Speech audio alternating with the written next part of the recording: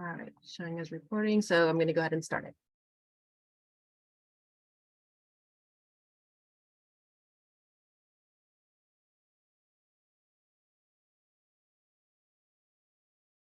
Hi, everyone. My name is Kathleen King. I'm with the Department of City Planning.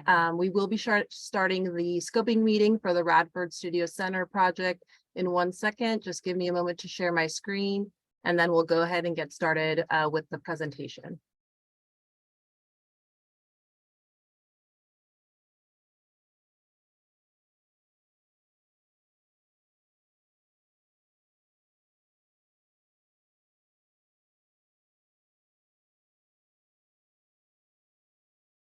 Paul, can you see the screen okay? Yep, looks great. Okay, great. And it looks like we do have some public participants, correct? You can see that on your side as well. Yes, that's correct. Just to confirm, is Alan or Beth Diamond, are they, sorry if I'm mispronouncing that, are they part of the applicant team? Not that I'm aware of, but maybe Lisa, can you weigh in on that? No, they're not. Okay. Okay. So Alan and Beth, the public comment period or question period hasn't begun, so I'm just going to lower your hand. And then we'll announce when, question and answer portion comes up. So thank you. Okay, well, again, thank you everyone for joining tonight and welcome to the Department of City Planning's virtual scoping meeting for the Radford Studio Center project. Just a note so that everyone's aware that this meeting is being recorded. And if you would like to request a copy, you can do so at the end of next week. It should be available. And just so everyone knows, my name is Kathleen King. I'm the staff planner with the Major Projects Unit. And I'll be presenting the project tonight for the scoping meeting. Joining me as well is my colleague, Paul Caparasso.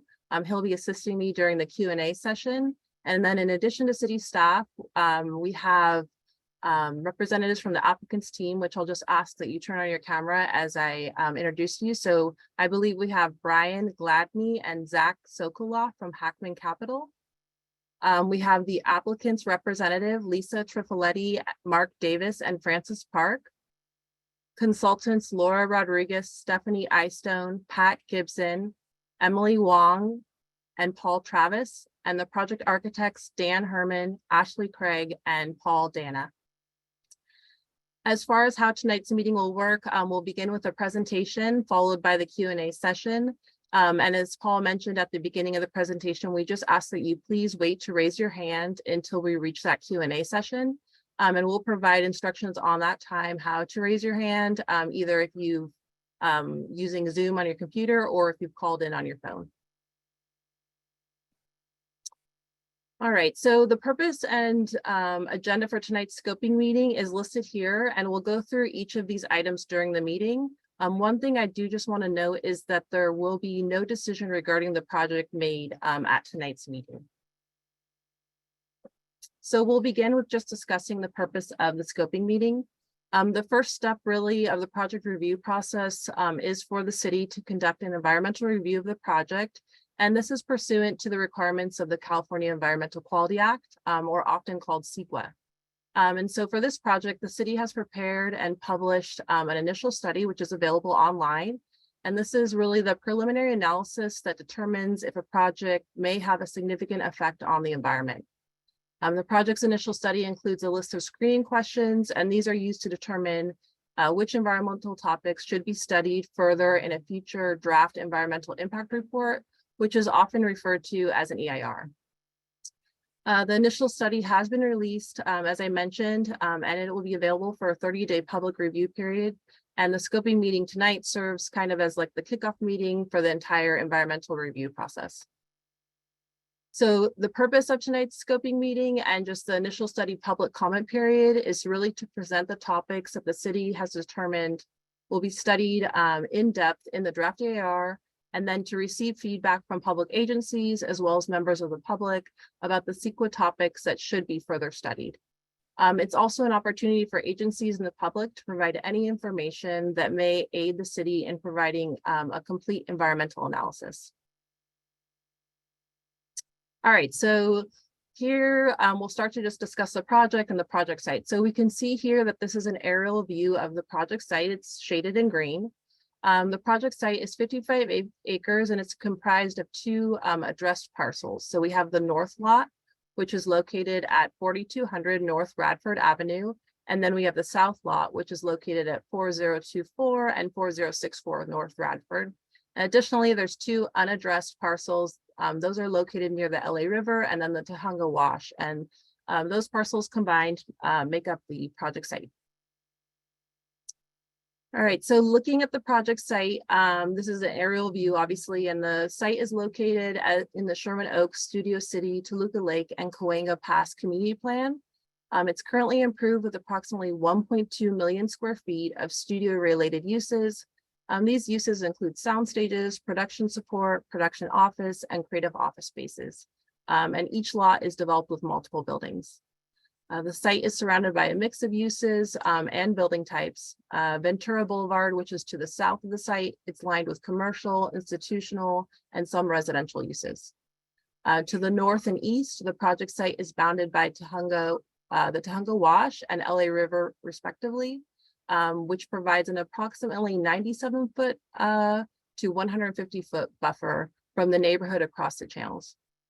And then along Radford to the west is a mix of commercial and residential uses, and further west is a neighborhood comprised of residential uses. So in these next three slides, I'll go ahead and share some photos of the site's frontage.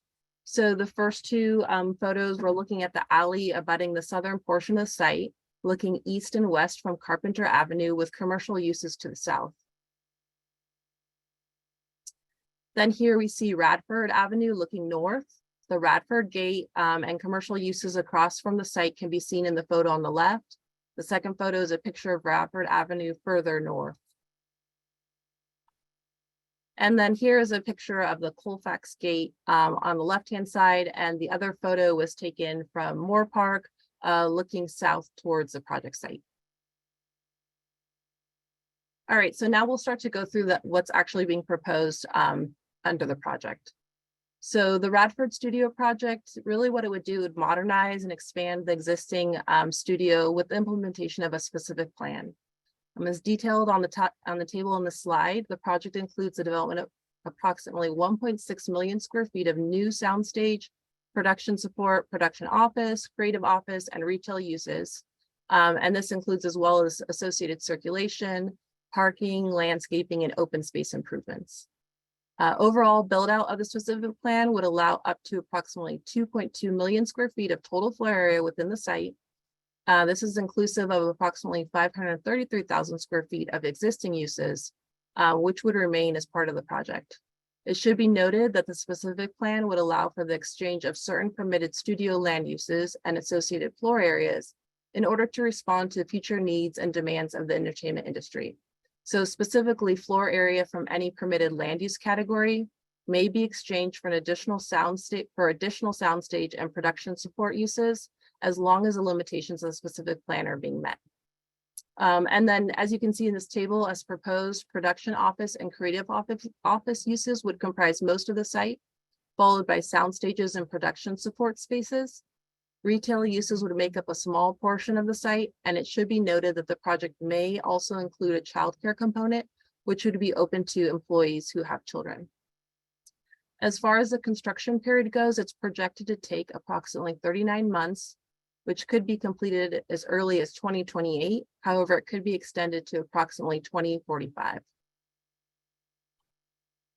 All right, so here we're looking at the site plan, and this includes the existing buildings that would remain as well as new buildings proposed. It should be noted the project is proposing a sign district, and the sign district would just regulate signage, and the signage would be required to be integrated with and complement the overall aesthetic character of the on-site development. All right, so as part of the specific plan, and keep in mind, we're very early on in the process, so the specific plan is definitely in draft form, but it would propose height zones A through D, and these height zones would be established to regulate building heights throughout the site. So we have height zones A through C, which are shown on the south lot, while height zone D is shown on the north lot. So south lot and then north lot. Buildings in height zone B, which are outlined in orange on the slide, those would be subject to a maximum height of 75 feet. So every building in that area, generally speaking, would be 75 feet. One thing to note is that up to 30% of the buildings located in height zone B, which again is outlined in orange, would be permitted to a maximum height of 95 feet. And then moving on to height zone C, which is still, you're looking at the south parcel, south lot. That's outlined in dark blue. This would also be subject to a maximum height of 75 feet.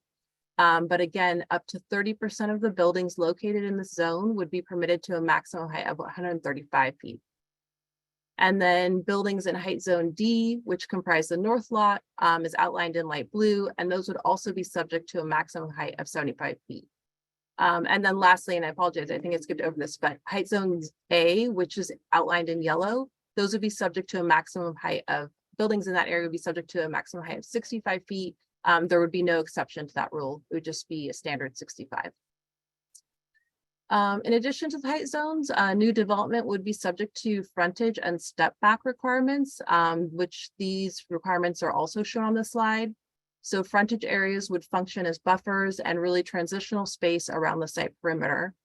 So we'll start with Radford and kind of just go through what's being proposed for the frontage and step back. So we can see a 17-foot wide frontage area would be provided along the entire western edge of the north lot. A 10-foot wide frontage area would be provided along the western edge of the south lot. And in addition to that, a 20-foot step back would be required for any building that's located in height zone B, which again is shown shown by the orange line that exceeds 75 feet. Moving on to Colfax, a 15-foot wide frontage area would be provided along the southeast edge of the south lot. And then again, a 20-foot step back would be required for any building that's located in height zone B that exceeds 75 feet in height. And then lastly, looking at the southern property line, this is the property line that abuts the alley. A 20-foot step back would be provided for any building within height zone B that exceeds 75 feet in height. All right, so vehicle access and parking. Currently, there are 3,095 spaces on site. The specific plan would establish parking requirements for the permitted land uses, and these requirements would range from 2 to 3 parking spaces per 1,000 square feet. And that would allow for a site-wide total of 6,050 parking spaces at full build-out. Parking would be provided in a combination of above ground structures, subterranean structures, and possibly surface parking lots. Regarding vehicle access, as you can see on the slide, along Radford, ingress and egress access would continue to be provided from the existing Radford gate, as well as an ingress and egress driveway at the northwestern portion of the south lot, which currently provides access to the existing Seder parking structure. And then 2 additional existing driveways along Radford Avenue, which provide limited production access, would also remain. Vehicular access along Ventura Boulevard will be provided via a former ingress and egress driveway at the Carpenter Gate, and we'll show a rendering of what that gate could look like later. But as mentioned, that was a former driveway that's not there at this time. And really this entrance would be just restored as part of the project. In addition to that, you can see on the slide that there are 2 loading service areas that would be located on the southern portion of this project site that could be accessed from the alley. And then lastly, along Colfax Avenue, that gate would continue to provide access to the site. As far as pedestrian and bicycle access, that would be provided at all vehicle access points, obviously excluding the loading areas. And then in addition, there would be 1 pedestrian access point along the alley. All right, so one component of the project would include the construction of the Moore Park Bridge. This bridge would extend from the northern terminus of Radford Avenue north across the Tahunga Wash to Moore Park Street. One really important thing to note is that vehicular ingress and egress to the north lot would be limited to this new bridge via Moore Park Street, and there would be no through access for vehicles along Radford to Ventura.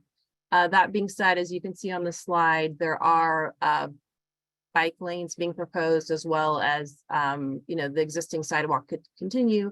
So bicyclists and pedestrians would be able to have that thoroughfare to Ventura, improving just bicycle and pedestrian connectivity in the area.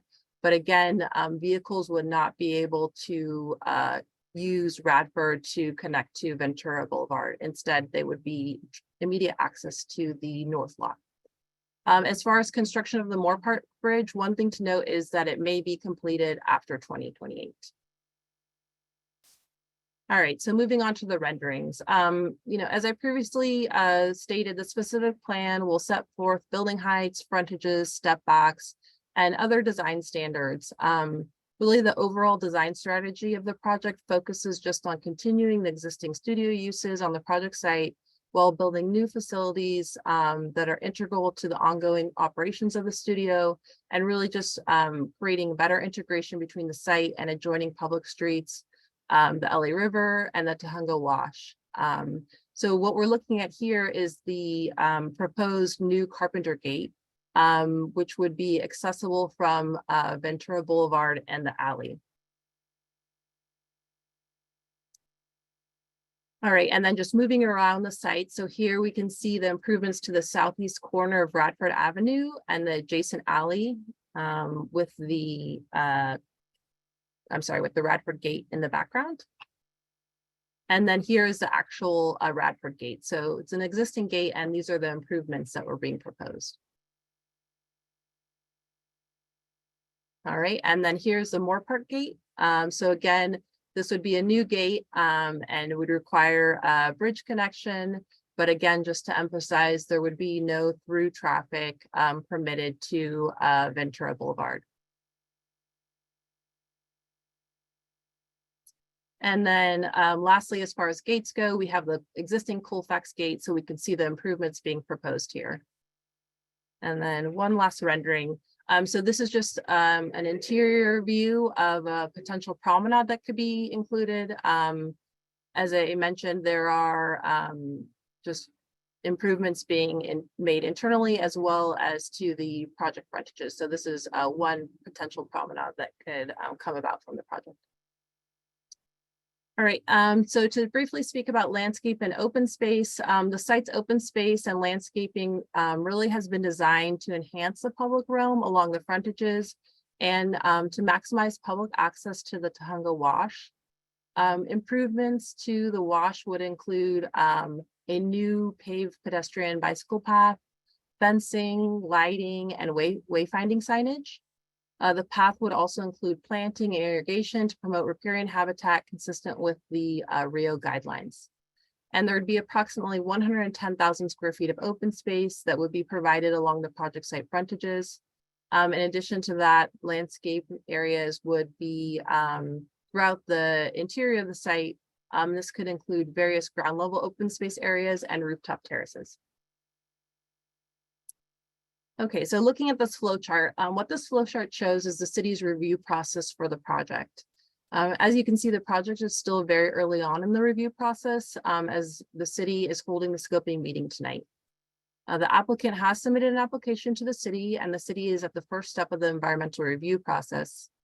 This really started off with the city releasing the initial study and notifying public agencies, nearby owners, and neighbors and interested parties. All the squares in green represent opportunities for public input during the process. The public can provide written comments regarding the initial study until July 6, 2023. One thing to note is you can always provide general comments throughout the review process. But as I said, to provide a written comment to be included as part of the record for the initial study scoping period, that would need to be submitted to me either in email or physical mail by July 6, 2023. So after the public comment period is closed, the city will review and consider all written comments that have been submitted, and then we'll prepare an in-depth technical studies and a draft DAR. Once a draft DAR has been prepared, a notice will be sent to the public agencies, nearby owners and tenants, and interested parties, typically with a minimum 45-day public comment period. The draft AR will also be made available on the city's website, just like the initial study has. And it will be available to review at local city libraries, and at City Planning's Figueroa Plaza office. And then finally, after the draft AR comment period closes, staff will review all written public comments, and then a final will be prepared. The final EIR will contain written responses to each of the written comments received, and will also include any necessary revisions and clarifications to the draft. Once the environmental review has been completed, the city will hold a public hearing for the project and will consider testimony on the environmental document. The project will then be heard by the City Planning Commission, followed by the City Council. Okay, so just as a reminder, the city, we're currently in the first step of the environmental review process. We released the initial study to screen which environmental topics should be further studied in the draft AR. So based on the project's initial study, the city has determined that the environmental impacts for the topics listed in the column on the left were found to be less than significant, and no further study is required. And then those on the right are the topic areas where the project would have potentially significant impacts. So these topics will be further analyzed in the draft AR. I'm not going to read through all these entitlements, but these are the entitlements being requested by the applicant that would need to be approved by the city in order for the project to be built. The applicant has submitted an application to the department with the following requests, and one of those, of course, includes the preparation of the EIR. And as I stated before, just as a reminder, there'll be additional opportunities to provide public comments on the entitlement requests.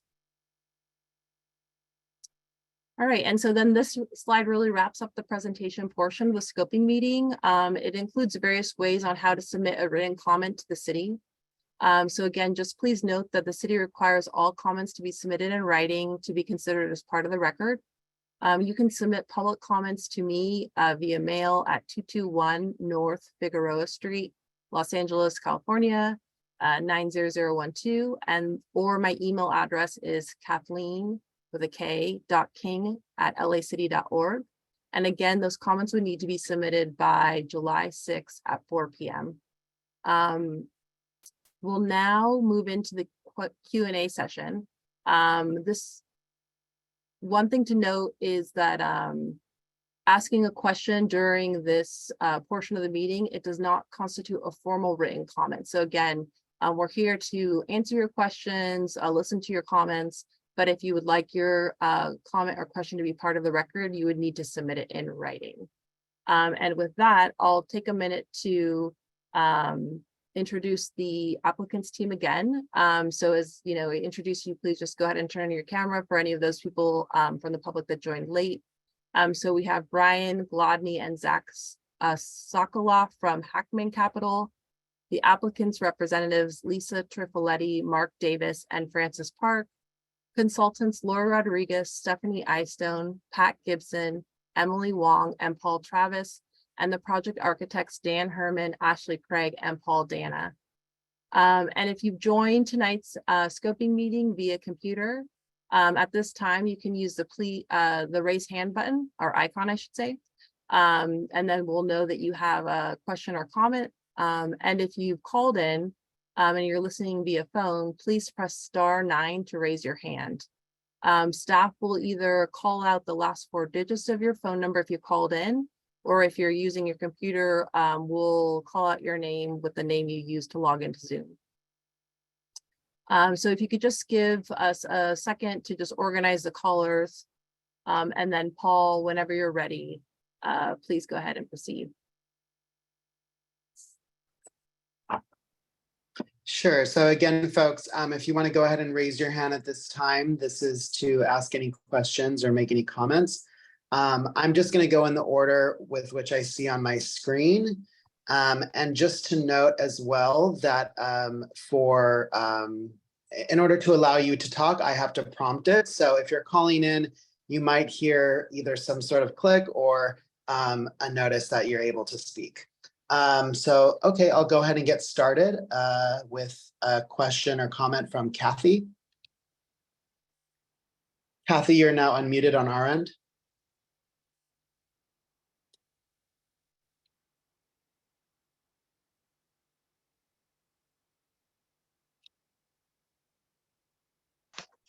Hello? Hi, Kathy. Yeah. Hi, Kathy, we can hear you. Okay. I just want to let you know that this is like a really, really exciting thing for the community. I fully support it. It's, great for city of LA. It's great for jobs. It's just a very positive thing. I'm very excited about it. Great. Thank you so much for your comment. You're welcome.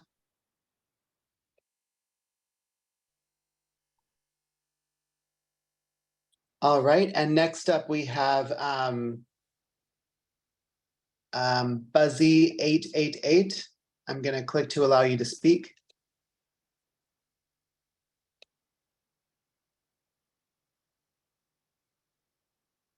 Hi there.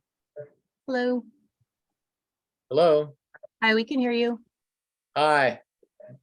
A couple questions. I'll keep on going until you tell me I can't talk anymore. I think I've spoken with you, Ms. King, about the disparity between the LA Times article on February 23rd this year and the initial study allocation with regard to square footage.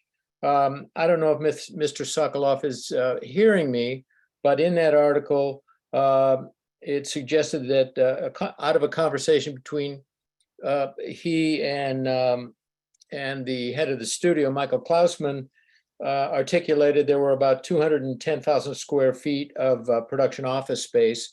And clearly, that's well below what the initial study allocation is of 450,000 feet.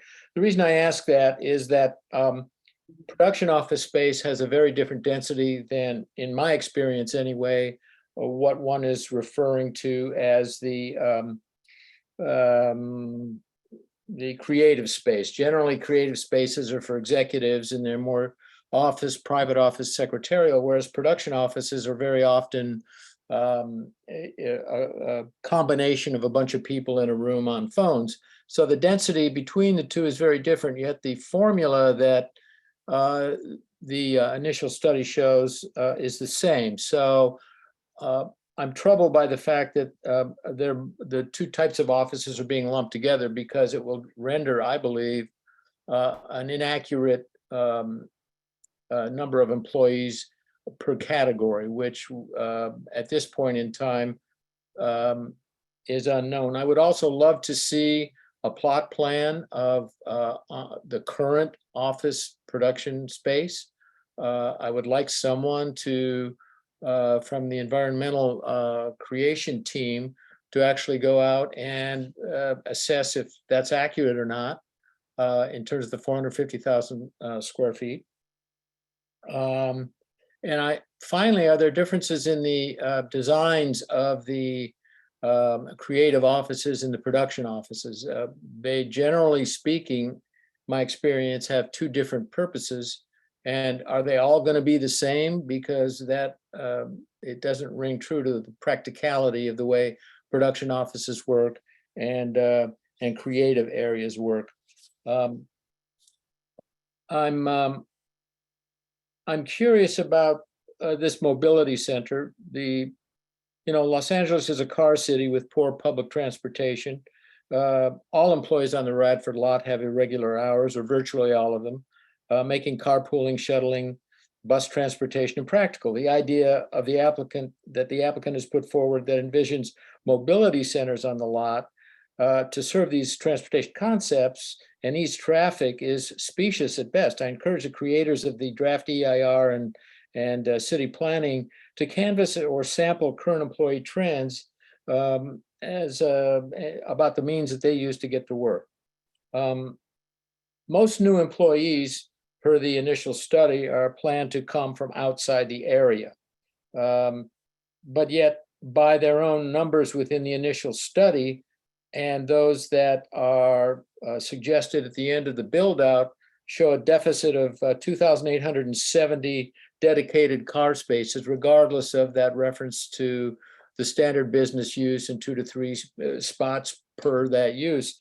So I'm wondering where all of those 2,870 employees are going to park. I'm curious about what about the guests and lot visitors, where they're going to park. where are the actors who are arriving for casting sessions going to park?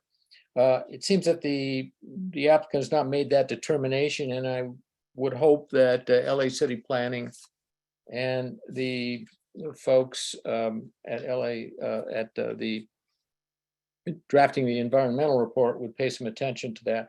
And finally, Ms. King, we spoke about this just briefly. The applicant has requested rezoning to a regional industrial designation. It's also requested its own revised specific plan. And I'm curious whether either of those requests, if granted, will change the Q zoning status to allow office space or other studio facilities within the project perimeter to be used for purposes other than those related directly to the current zoning ordinance, which I assume is filming and entertainment. In other words, will they be allowed by these changes to fill their office space with, Pizza Hut corporate and,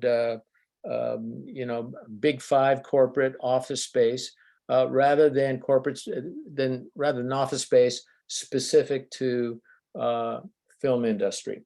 So that's it for now. I'll memorialize all of this stuff. Finally, at the Carpenter Gate, there's only about 150 foot interior driveway, which is good for about 8 or 9 cars. If that becomes a major access point, those 8 or 9 cars are going to back up into the alley, back up onto Carpenter. And I think a more serious look at using the Carpenter Gate as a major ingress egress needs to be examined by the people doing the EIR draft because that traffic is easily going to back out into the alley, proving it unpassable, onto Carpenter, which then impacts the already terribly congested area on Ventura Boulevard. Thank you for your time. Okay, thank you for your comments. I'm going to try to address them in the order, and then Lisa, feel free to chime in, or if there's any other notes that you took that's something I missed, welcome the support. So I think the first thing you noted was just the discrepancy between the production office space in the LA Times article and the initial study. So just so everyone that's aware on the call, the initial study determined that there was 450,000 square feet of the production office space. I have confirmed with the applicant's team that this is accurate, and this is based on the polling of building permits and such. And one thing for the public to know that the environmental analysis takes into consideration the existing conditions and as far as what's being proposed. And the environmental analysis also plays into the approval in that if the project is to be approved, it is dependent on what was analyzed in the EIR. So if there was, I think it often happens sometimes, just there is discrepancies between, maybe a newspaper article and, city documents and such. But for the 450 square foot, I've confirmed with the applicant's team that 450,000, I'm sorry, that is an accurate number. So that is what for the analysis will be based on. And then as far as the overall design as creative office versus, just more general office, what I'll say to that right now is that we're just very early on in the stages. So, there hasn't been a set design at this point that's been proposed in terms of, a building level. It's definitely a more general overview approach, but as a project does move through the review process and such, staff, the city does expect that the design will become more refined. So, anyone is welcome to make an appointment to come look at the case file, which also includes, of course, the project plans and such, includes, a draft of the specific plan. So that's always available for public review.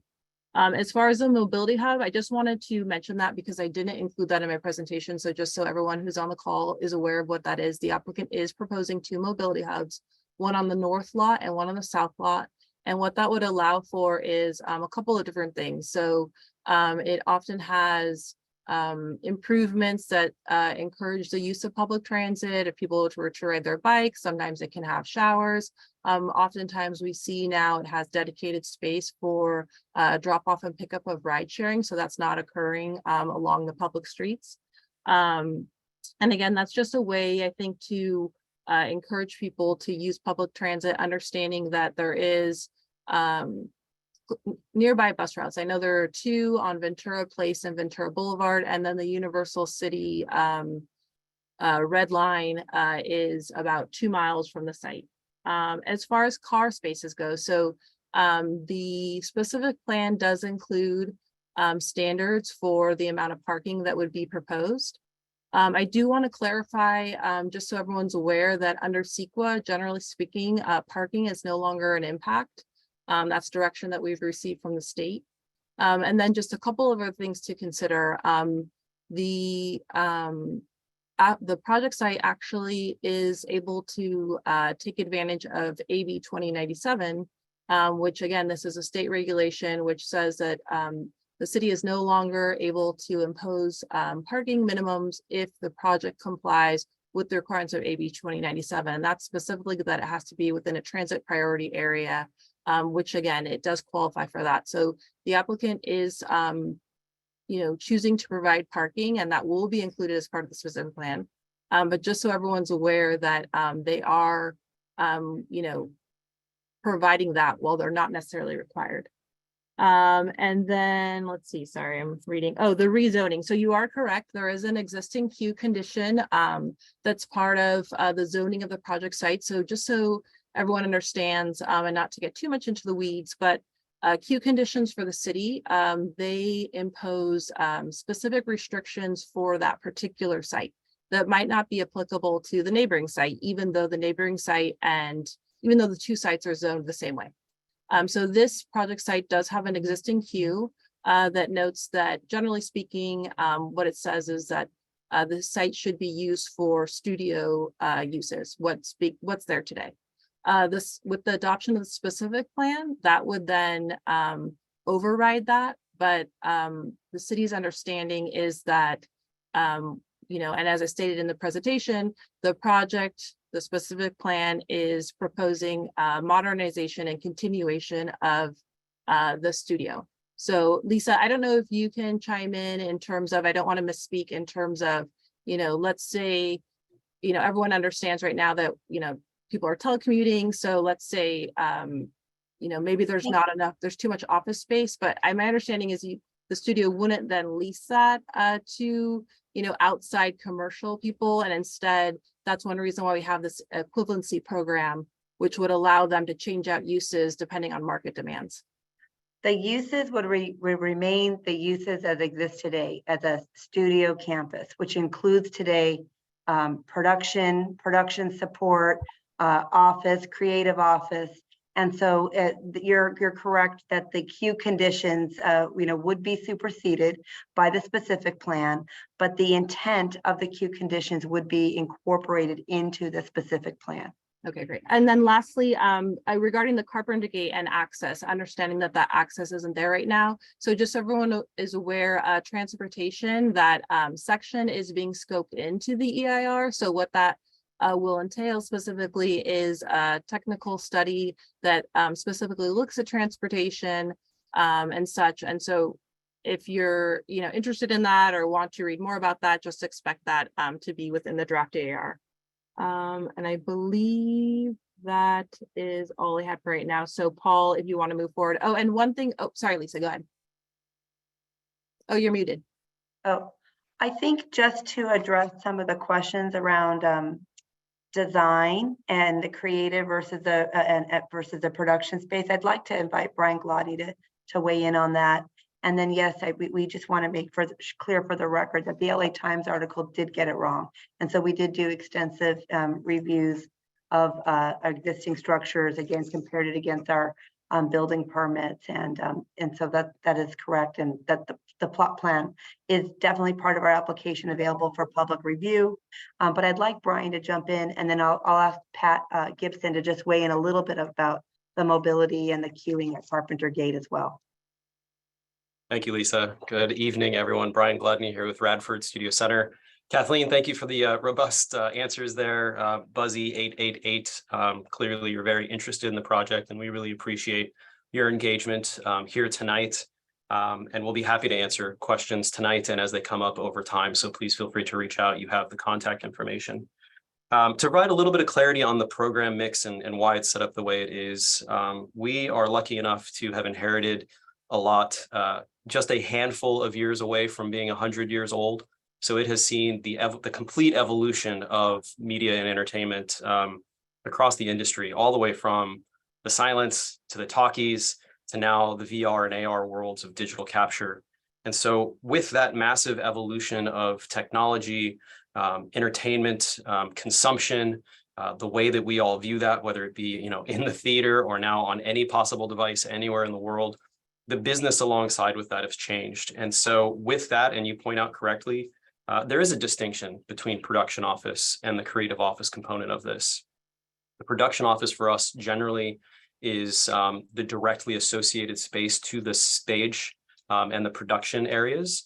And the creative office is everything that helps the business of the entertainment industry. So you can imagine entertainment groups have marketing, advertising, accounting, back of house, admin, HR, and all of those components and all of those elements need places to house within the studio lot. And so you can very much imagine that a media company who would maybe call Radford Studio Center home in the future would have all these various components. It would have elements within the stage volumes themselves doing active production.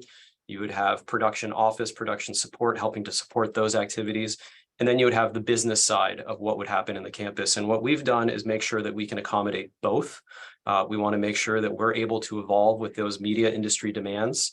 I think we've seen that evolution happen more and more quickly as we've gotten closer and closer to where we are today. And we only expect that evolution to continue to rapidly change. And so the purpose of the specific plan is to allow everybody to discreetly see what this project is, define all of its parameters, but also allow the studio lot to evolve with those changing needs over time. And so it's a really important distinction, and I appreciate you raising the question.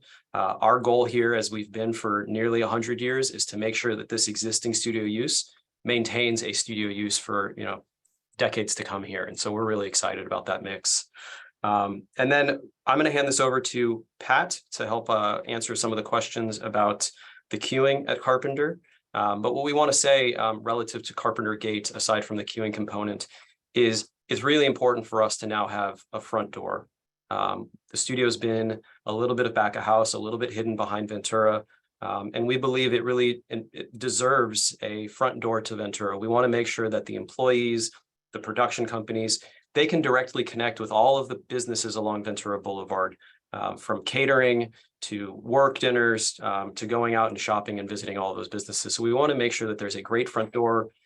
It's a safe environment. It's an alleyway right now, so that approval will bring pedestrian safety, bike access to the studio lot. And we want to make sure that there's a great synergy and connectivity between the studio lot and the Ventura Boulevard corridor. But I'll let Pat answer the technical questions here in terms of queuing. Thanks, Brian. Three quick things to answer Buzzy. First, in terms of transit, look, it's pretty clear that Los Angeles and all of Los Angeles's employment centers are very much car-centric and car-oriented. And we're not suggesting that we're going to do a dramatic change to that, but we do know that with the millions and billions of dollars we're spending on transit, we are making an inroad into commuting and changing that a bit. So we want to be prepared for people to be able to take transit to get to work, for people to be able to ride share, for people to be able to take shuttle buses to the Red Line or shuttle buses to their neighborhood. So that's really the purpose of those two mobility hubs, is to put us in a position to be able to accommodate that shift.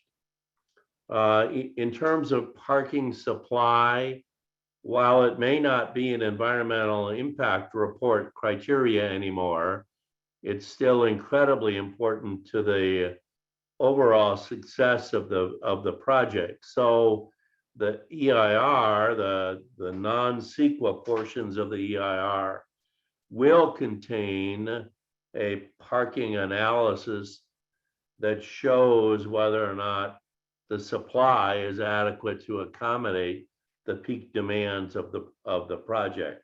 What we want to be able to do is make sure that we don't have a parking demand that can't be accommodated on site and therefore is spilling over into the neighborhood.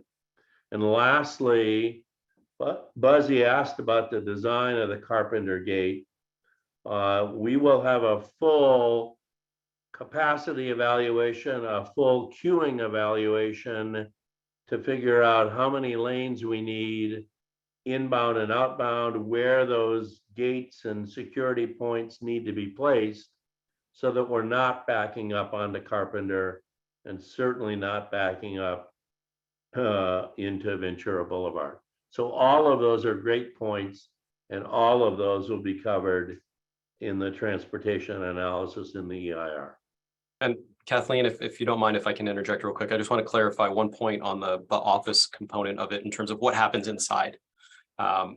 What has happened along with that evolution of the production type and its methodologies and its technological demands is at one point, everything was produced within that stage box, right? If we're talking through the silence and the talkies and even, where we were maybe 20 years ago. But what has happened in the last 20 years, particularly with streaming, is a lot of the work that happens within media production, content production, is it's happening in the darker spaces. It's happening in what's traditionally office environments through the editing bays, the VFX, the sound editing. You can imagine a lot of that is now happening digitally connected, fiber lines, everything's going back and forth between the studio box and these office areas. But a lot of those functions and all of those people are now housed in those types of facilities and those buildings, not necessarily all contained within the stage box. So that's one of the distinctions in terms of the way the media industry has evolved and what it demands of the actual space and the places within those buildings. Okay, great. Thank you. Thank you, everyone. Paul, if you want to move on to the next person, that'd be great. Sure, thank you. And I just wanted to make one quick announcement for folks who have already spoken. I'm going to put a little X by your name. Don't be alarmed. That's just us keeping track of everyone. But that doesn't mean you're unable to speak again. So if you do have another question after your initial question is answered, just go ahead and raise your hand, and I'll make sure that I get through everyone else before moving on to those folks. So the next person is Nancy Hoffman. I'm going to click to allow you to speak. Oh, looks like she just lowered her hand. Oh, no, there she is. Give me 1 second. Okay, Nancy, you're unmuted. Hi, thank you. I'm Nancy Hoffman-Vaniak, and I am the president and CEO of the Greater San Fernando Valley Chamber of Commerce. And I think it goes without saying that we know how important the film and television industry is to our economy.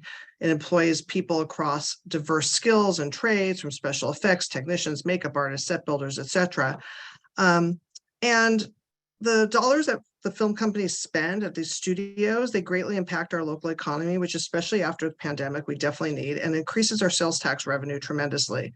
We haven't had, as running a chamber of commerce, we've seen a lot of businesses go out, and to have a business like Radford Studios want to expand, which helps the economy as their people who are at the studio will go support the local industries around it, is really important.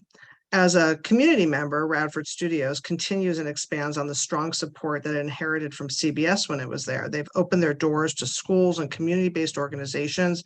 They've hosted meetings and events for all the different organizations, including my chamber coming up. We have a few meetings that we're having there. And this allows us to deliver so much programming to our constituencies. If you're not aware of how expensive costs have gone up at hotels for us, for any nonprofit to do an event, having them open their doors for us and help us save that money so we continue our programming and our good work is really helpful.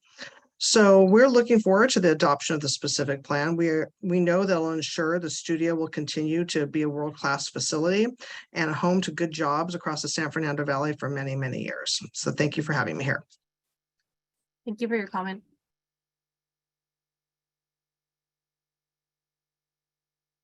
All right, and then next up is caller Ren Sorrow.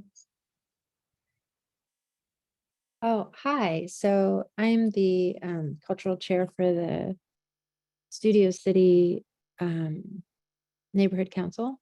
And my concern is the preservation of the sculpture, like the sculpture that's in good shape or sculpture that can be cleaned up on the art walk. I also want to thank Radford Studios because you do host the Studio City Neighborhood Council, and we appreciate that a lot. And I also want to say that my husband and I both support this project because we think it's wonderful for the neighborhood, and we're excited about the bike path and what it can do for our local businesses that we love. So thank you. Ren, can I ask really quick, can you just clarify what your concern is for that sculpture? Yeah, that it will be preserved or moved and still be available to the public.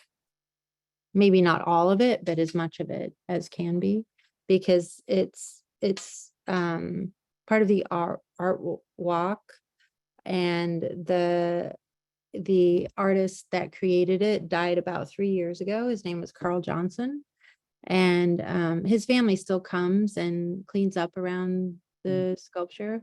Many people have become attached to it because it's publicly available and in the neighborhood, and you know, it's a nice walk, and people have preserved it and, you know, promoted it. So that's why. Okay, thank you. Zach? Yeah. I just wanted to respond to Ren and thank you both for your service on the neighborhood council as well as your interest in the project. We're very familiar with Carl's art walk and the art that attracts so many local residents to the Radford Promenade. And we've been intimately involved in helping Carl's art gain more notoriety and celebrate his fantastic career. And so I would just say we eagerly look forward to working with the Neighborhood Council, the Beautification Association, the Johnson family, to continue to properly honor the art walk and ensure that it remains a vibrant cultural attraction in the community. Great, thank you. Great. So next up, we have Bill Marsh. I'm there. I'm here. Can you hear me? Hi, Bill. Yeah, we can. Yeah, I am. I'm going to be the black cloud of the day.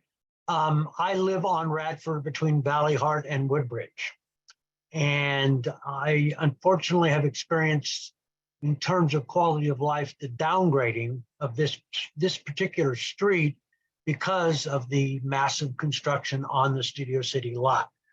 The noise generation starting at about, the idling diesel trucks unloading stuff through the, I guess it's the facilities gate there at the bridge, and set construction between the studio and the sound stages and the fencing and things like that. The fact that people coming to see shows at the whatever shows are being shown there, park on our street. Parking is a nightmare on Radford and this whole neighborhood, actually. And I don't see how it's going to be any improvement when you're going to have less parking places than projected people working on the lot. And it just seems that, and I hope I understood correctly, the Moore Park entrance that's going to be created won't allow through traffic on Radford to Ventura Boulevard. I hope that is the correct. case. Yeah, because that would be absolutely a nightmare.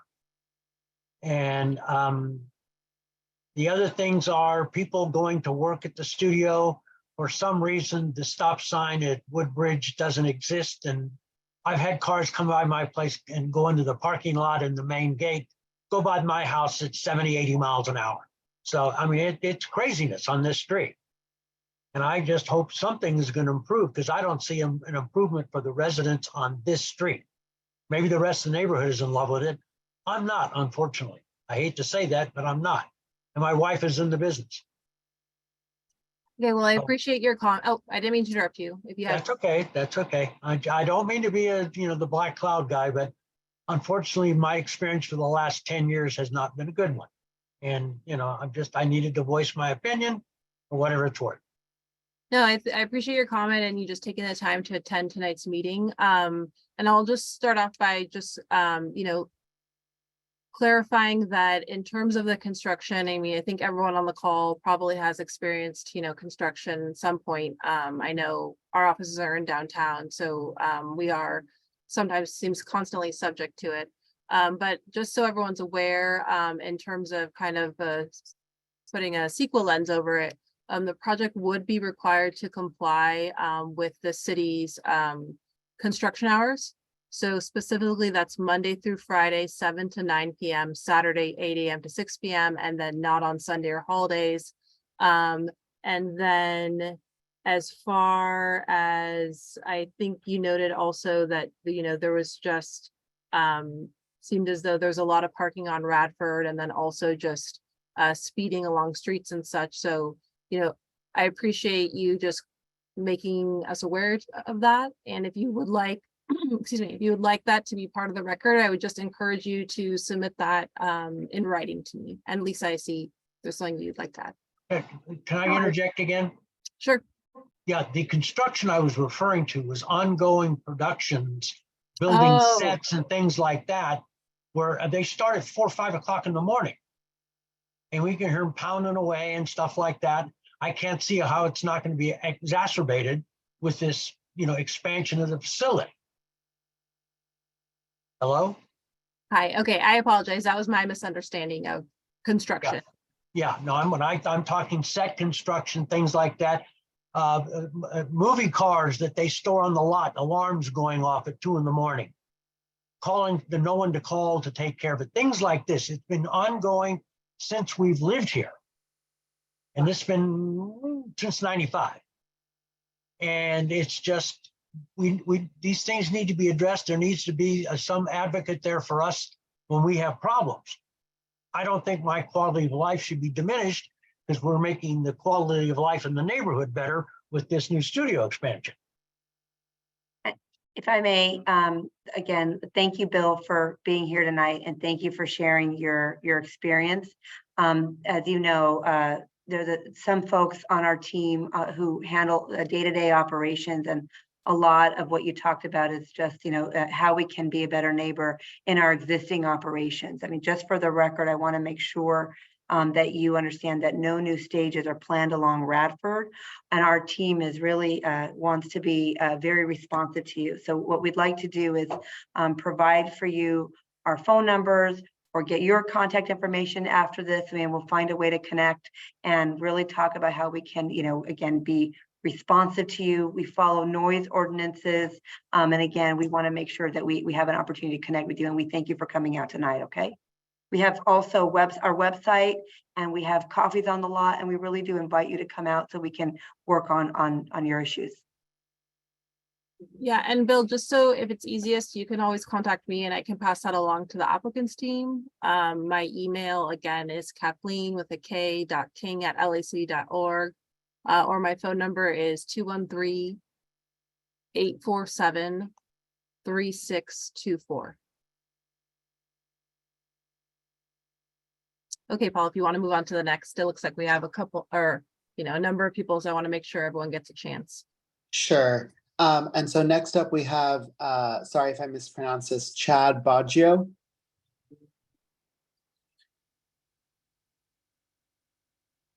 Good evening. Thanks. Thanks for giving me the opportunity to speak tonight.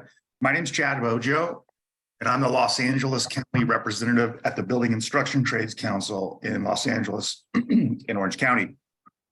And I'm speaking tonight to express our support for the Radford Studio Center project. Somebody else spoke earlier about what we're seeing as far as entertainment jobs leaving Los Angeles and California as a whole. And Radford Studio is committed to keeping production here at home. The project represents a true commitment to supporting our growing and city's signature industry and preserving the legacy of this iconic studio, the building instruction facilities to meet the content creators' changing needs. Radford Studio Center project will help ensure that we remain the entertainment capital of the world. In addition to keeping production jobs here in Los Angeles, Radford will also be providing a huge boost to the construction industry. The project's estimated to create over 3,500 jobs during its construction and generate more than $5.5 billion in annual economic output when operational. Radford Studios has signed a project labor agreement with the Los Angeles Orange County Building and Construction Trades Council, guaranteeing these new production facilities will be built by the skilled women and men of our union. These jobs pay family supporting wages and ensure that members of our organization will continue to be employed for years to come. We fully support the Radford Studio Center project and its regional benefits and urge the city to process its quick approval. Thank you for your time.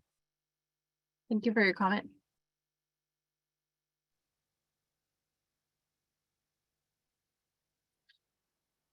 All right, and then next up we have Mary Ann.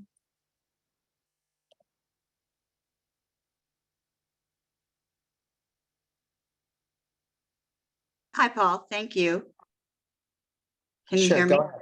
Yes, we can. Hi. My questions are kind of in alignment with a few others regarding the traffic.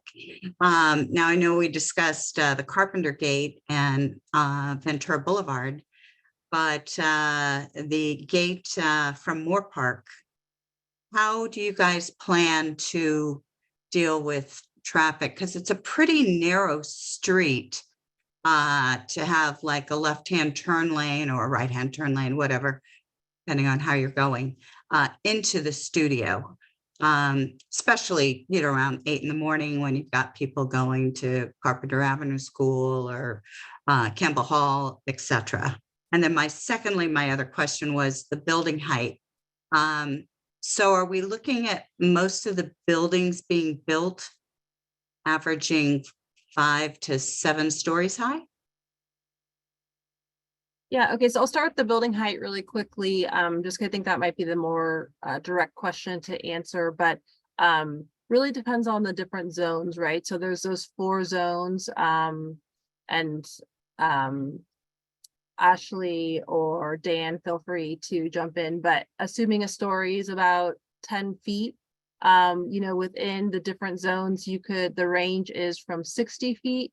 And then the majority would be up to 75 feet, but understanding that there is a percentage within, I believe it's zones B and C that would allow them to go up to 135. And I think the other one was 95 feet.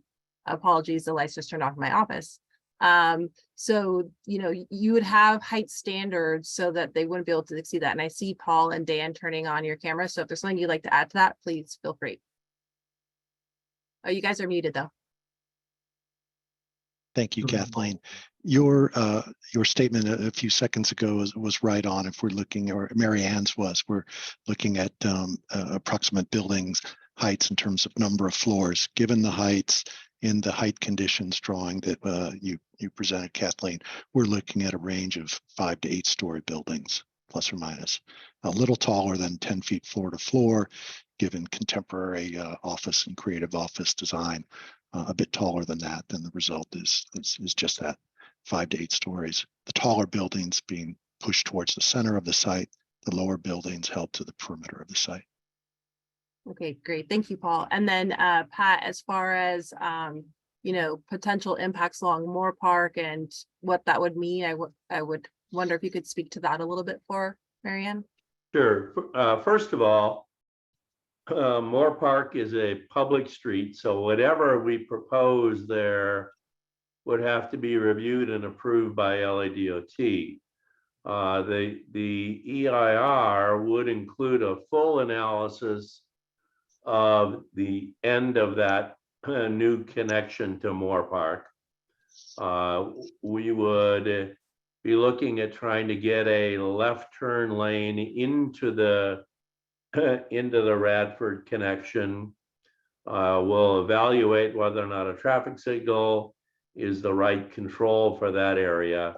And all of that will be analyzed, summarized, and reported in the EIR.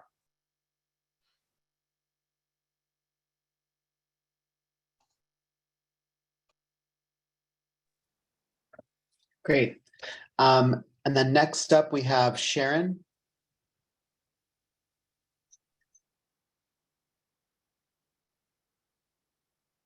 Hello, can you hear me? Yes, we can. Okay, a couple things. Right across from the entrance on Colfax to the studio, they're going to be building an elder care facility. And their driveway to enter the elder care facility is going to be almost directly across from your driveway entering the studio. And I want to make sure you take a look at that. The next thing is, I live in Studio Village, directly across the wash from the LA River and the Tahunga wash, so where they meet. And I look out onto sound stages now that are about 30 feet tall. And from what I gather, you're proposing 75 to 95 feet of sound stage. Is there going to be any vegetation or something put along there so that I don't just look at walls? Also, on the east side of the wash, you're doing a bike path and walking path. And you mentioned, Kathleen mentioned about lighting. Is that lighting going to be shining in our windows? How does that work? Yeah, so as far as noting the elder care facility across from Colfax, thank you for that comment and, bringing that to our attention. That's always helpful. And, we'll look at when that's projected to be built out and such, and, any potential impacts that could arise from that. And then as far as landscaping, what I can say to it right now is it's just very early on. So, from what's in the case file right now, there's not specific details to that. But the city expects that to come about as, like I said, the project moves through the approval process. And then as far as lighting, I can speak to that. So there are lighting requirements that any project is required to abide by to ensure that surrounding residences aren't impacted by lighting. And then in addition to that, lighting is also will be covered in the draft DAR under the aesthetics section. And then Lisa, I see you have your camera on, so please feel free to chime in. No, I would just like to invite Paul Dana to also weigh in about landscaping, screening, lighting, and just kind of talk about the visual design. Thanks, Lisa. I'd be glad to share a few thoughts on that. Sharon, we are very sensitive to the issues that you are, what those walls of those stages look like. And so along with landscape and lighting, there are a whole series of design components that we're looking at to add some life, character, scale, and to make those walls pleasing walls, graphics, color, all of that. And as Kathleen is saying, a long way to go on that, but definitely a topic that's important to us, near and dear for sure. The landscape will be an important part of that. It is one feature of the overall site that we're happy that our client has chosen to kind of embrace and favor. And so as we look at all of the edges of the site, which we're particularly interested and concerned about how those edges come up against context and the different conditions, the different neighbor groups that we have all around the perimeter. Landscape, the type of landscape, how it grows. Does it grow vertically on surfaces? Do we apply it to horizontal surfaces where we have setbacks that we're maintaining or increasing?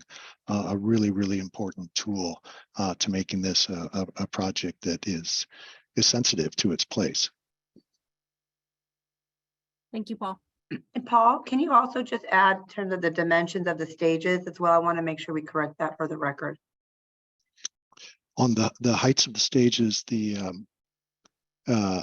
Lisa, the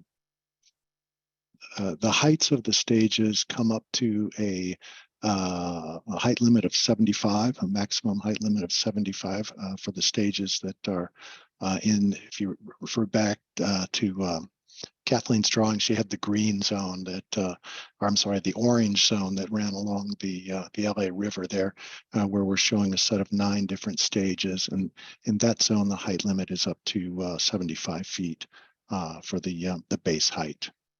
And just to clarify in terms of the practical implication of what the stage volume itself is, Sharon there is, Paul's exactly correct, and Kathleen described it earlier about being within that zone along the river. But practically speaking, sound stages are about 60 feet tall, which accounts for the clear volume that's required for the production activities, which is typically a taller volume, the structural component, and then also the roof and the building structure. So that's about 60 feet approximately, give or take. You'll forgive me for not having an exact number there, but it would fall within that zone of the 75 feet. So it wouldn't be utilizing that full envelope. Great, thank you both. So moving on, we have Nikki Nussbaum. Hi, can you hear me? Yes, we can.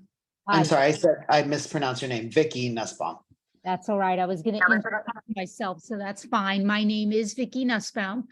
I am the executive director of the Studio City Business Improvement District, and I am speaking in support of the Radford Studio project. I also live in Studio City, so I speak from both perspectives. Studio City would not be Studio City without our local studio, and I just don't want us to forget that. I think that we've been really fortunate to see a wonderful residential and business community flourish here because we've had the support and the vibrancy of a studio. The new Carpenter Gate is going to open directly into our business improvement district on Ventura Boulevard, and we are just thrilled for the opportunity for the studio personnel to walk into our business district and shop and dine, get their haircuts, bring their dogs to doggy daycare, all that kind of wonderful stuff. I've had the opportunity to work with the Radford Studio team since they've come on board, and they've really been a true partner to us at the bid. They've specifically focused on ensuring the safety of our neighborhood. They have single-handedly come to us and increased our security budget significantly so that as the bid, we could expand our security patrol from 5 days a week to 7 days a week. And they also allow us to store our security equipment on site without charge. And that investment is not a benefit solely for the studio. That is an investment in the whole community. Because without a safe business community, you don't have businesses that are able to thrive and grow. As I mentioned, I do live in Studio City, and just as a person myself and for my family, we're really excited to have a state-of-the-art studio that will continue to thrive here.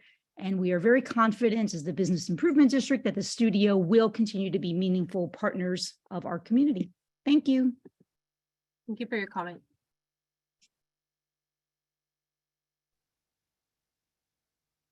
All right, and then moving on, we have Paul Moreno. Hi, good evening, everyone. My name is Paul Moreno. I'm the president of Ironworkers Local 433. And we're calling in just in support of the project. And like I heard earlier, just hats off to the studio, for keeping the industry here in California, the entertainment capital of the world. And, this project will keep our members locally working. So we're happy about that. And we're just happy to take part and be a part of this amazing project. So thank you. Everyone have a good evening. Thank you for your comment.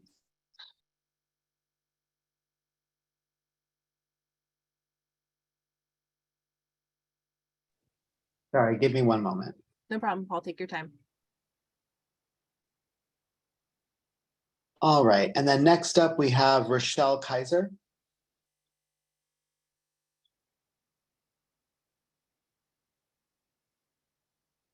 Hi.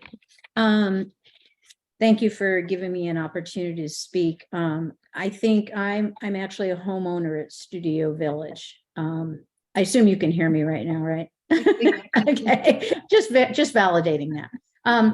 However, and I must say that as a homeowner, and I actually don't live in Studio City, my condo is actually rented, but I certainly, and obviously, I think there is an obvious aspect to the fact that CBS Radford, brings a great deal to the community in terms of financial benefit, as well as I can certainly understand local business.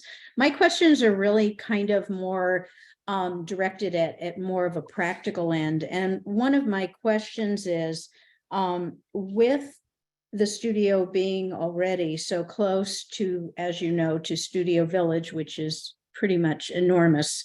The only thing I'm really concerned about, or particularly concerned about, is the fact that the noise level will be, I'm assuming, fairly high in that area during this construction. And one of my questions also is, I know you projected, and I realize that there are many, many steps that have to be gone through before before the first, axe falls or whatever. But I just am curious to know when you think the earliest date would be for this start. I believe you said it at the beginning, but unfortunately I did not write it down. My other concern is actually about Carpenter Charter Elementary School, because I believe, not quite being able to visualize this, but I believe it's quite close to the studio also, as everything is in that area. My concern is again, very practical. That is an excellent school, and with a phenomenal reputation, as you probably know.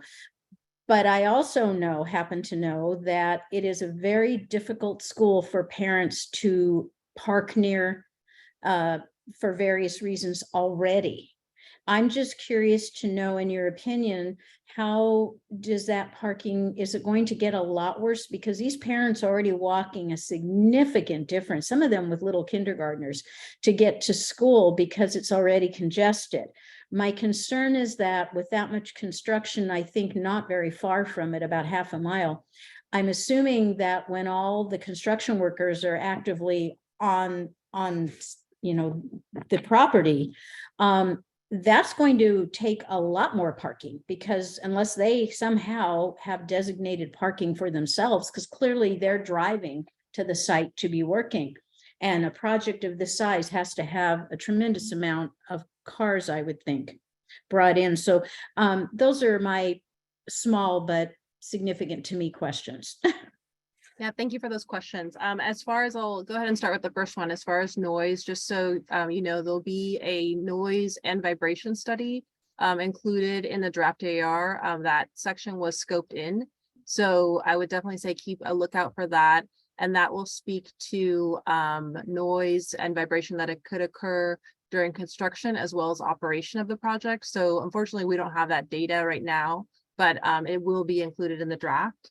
And then as far as when construction could start, obviously the project would need to be approved first.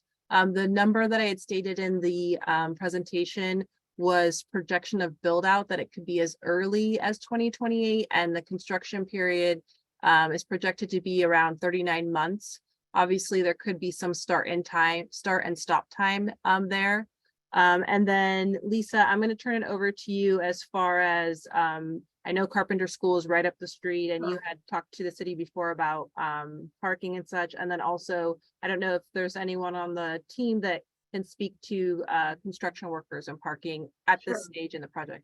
Sure. Well, I'm first going to ask Stephanie Eyestone, who's our environmental consultant, to talk a little bit more about the construction analysis, the noise analysis that will be done as part of the EIR.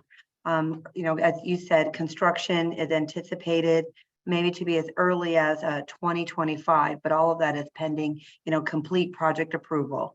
And then I'll weigh in at the end after Stephanie talks about the Carpenter School, where we definitely have a longstanding partnership, working relationship with them, and care deeply about their pickup and drop off, their parking. And so I'll weigh in on that at the end, but I'll start off with Stephanie, if you could please jump in. Can you guys hear me? We can hear you.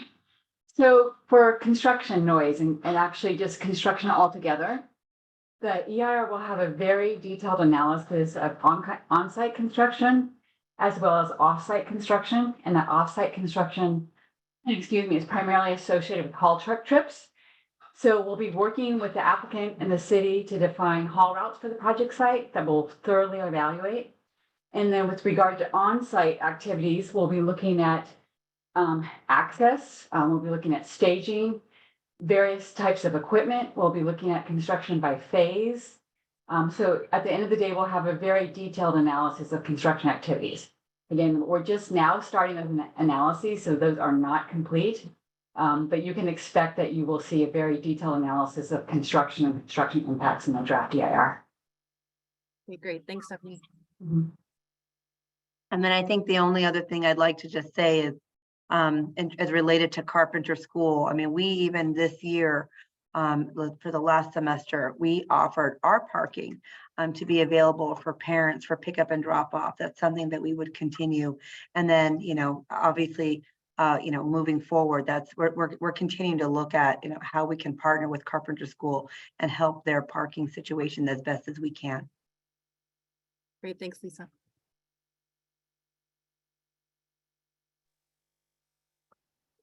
Okay, so moving on, this is our first caller. So just a reminder, you should hear a prompt and then you're going to press *6. So caller 6947.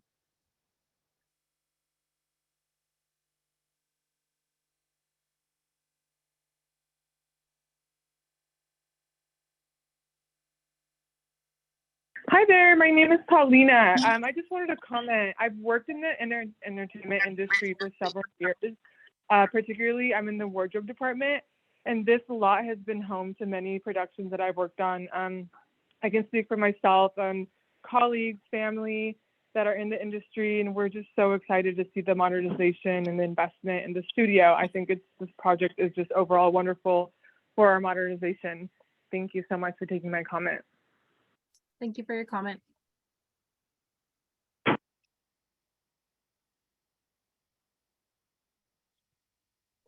Great. And then next up, we have, again, apologies for my mispronunciation, Dio Ade. No, I just forwarded you. Yeah, hold on, Tosh. Hello, can you hear me? We can hear you. Yes, we can hear you. Okay, perfect. Hi. Yes, so my name is Dio Ade, and I'm also a local resident of the area. And I just wanted to call in my support of the CBS Radford studio and the upgrading. I'm also an actor who's been in the industry for over 4 decades, and I'm just really looking forward to the fact that we're keeping a lot of the jobs here in Southern California. With a lot of the extensive traveling that I do, it's always nice to be home and to be working on projects that are here at home. But then also at the same time being a local resident, a lot of the questions that I had were already asked by, I think the screen caller's name was Buzzy888 and some of the other local residents. And I just want to also again thank you, Ms. King, for the very detailed presentation. And I just wanted to ask, where would we be able to view that presentation? Or is there a way that we would be able to, I know public libraries was one of the places that you mentioned, or city public libraries, but is there a way that we would be able to get online and just to do a more detailed in scope look at it for ourselves? Yeah, so if you just go ahead and email me at the end of next week, it should be ready then, and I can go ahead and email you a copy of it. Okay, perfect. Thank you so much. I appreciate you and appreciate you all and your time and efforts. Thank you for attending the meeting.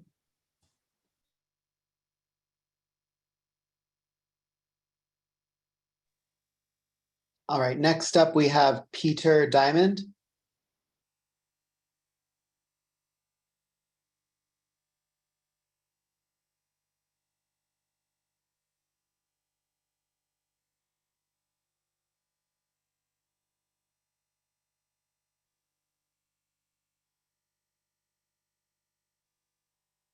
Peter, I've allowed you to unmute, so you should see a prompt on your computer. There you go. Okay, I see it. Thank you for having me, everybody. My name is Peter Diamond. I am a representative of IBEW Local 40. We represent electricians in the motion picture industry for over 100 years. We build it, maintain it. We work on the productions. I am in full support, and our local is in full support for this project. I urge the city to approve it. I think this will keep jobs in California, as well as create plenty of new prevailing wage jobs, which we are in dire need of. Thank you. Thank you for your comment.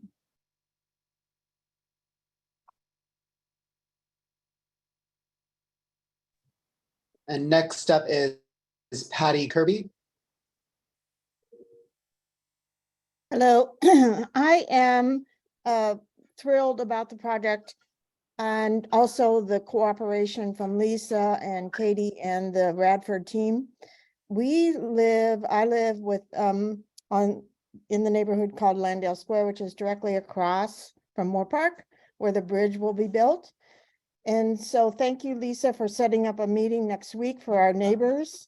And we can address all the details then, but I just want to say our concern is traffic going through our neighborhood from Riverside to Moore Park, and the left turn fiasco that could happen of people going down other streets like my street, Carpenter versus Radford, those kinds of things. So I'm looking forward to meeting next week with the team, and I thank you for that.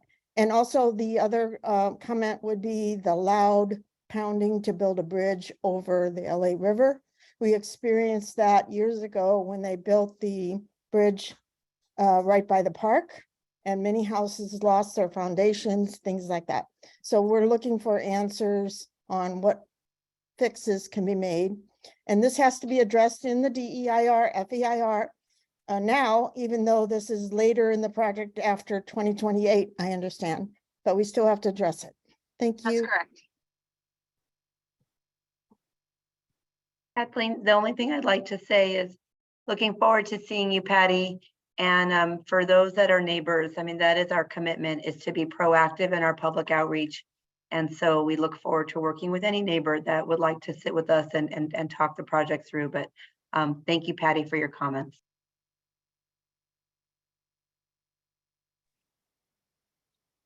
Next up is Andrew Lopez.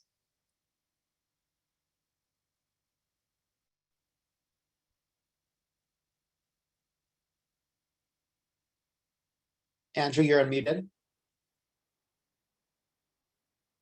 Hi, can you hear me? We can hear you. Thanks, everyone. I just wanted to call in. I work on the lot. I'm in the broadcast center, and I'm one of those rare folks that likes to go in every single day, Monday through Friday. So I've really noticed what impacts have occurred on the lot with regards to production, and with the advent of the streaming services, there's a high demand for that, and it's kind of sad to see that we're not just up to the the capabilities that we should be as a studio lot. So hearing evolution, modernization, investment, synergy, all that to me just equates jobs, revenue, and I just wanted to call in and express my support. I'm excited for the project. I've been to a couple of the other events where the renderings were shown, and I just can't wait to hopefully get this project underway, and also the mobility centers. I know that isn't really the way that a lot of folks commute now, but I think it's because they don't have the opportunity to do so. So I think with the mobility centers in place, it might encourage that within folks that are coming in either remotely, hybrid work, or full-time. So thank you guys for your time, and I really look forward to seeing where this goes. Thank you for your comment.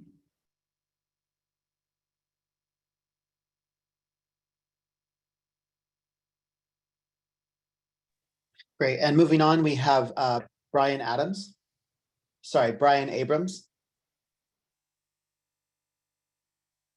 Hello. Hi, Brian. Yes, we can hear you. Hello. I live in the Grove neighborhood, just west of Radford on Woodbridge, and I would like to know what you're doing to mitigate the traffic that already is terrible through our neighborhood as people enter and exit the gates that are on Radford. You used to have one, now I think you have 4 that you've been using. And so it looked like from that one map that you showed at the beginning that when people exit Radford the gates, they can continue to go through the neighborhood, or you didn't discuss how people will want to go through to get to Laurel Canyon, because that's what they're doing now to cut through the neighborhood. So I'm trying to figure out if you can explain how you're going to reduce or, I mean, it should be reduced at this point, but how you're going to stop the traffic. I'm going through this tiny neighborhood, residential neighborhood. Thank you. Great, thank you for your comment. I'll just start off by saying, and then I'll turn this over to Pat, but as far as what the EIR will look at, again, it will include a full transportation section, which includes a technical study. And then CEQA requires that the project analysis account for existing conditions. So what you're describing, the existing traffic will be part of the study. And then Pat, I'm guessing you can elaborate that on a lot more than I can. Sure. Brian, one of the things that we do study is impacts of traffic on adjacent neighborhoods. So we'll be doing traffic counts of all of the entrances. And from that, we can document how many cars are headed into and out of your neighborhood. Through Lisa, we'll be meeting with you folks and figuring out what you think are the issues, where you think that traffic is coming from, so we can help document it. If we meet the city's criteria for potential neighborhood impact, then we trigger a whole new analysis called a neighborhood traffic management plan.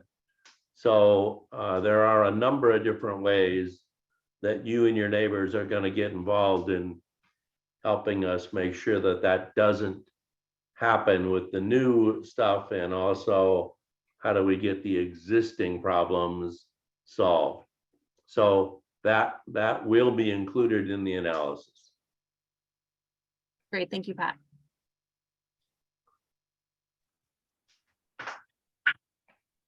Great. So moving on, we have Tim Hyde.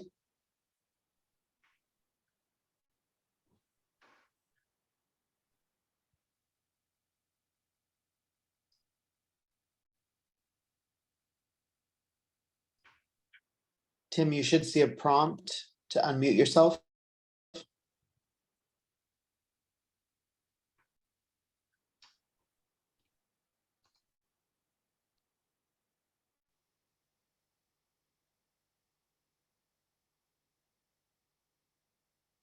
There you go, Tim, you're unmuted. Oh, thank you so much. The quick case studies to point out are the Sportsman's Lodge, the Americana, the Grove, Trader Joe's, and Burbank.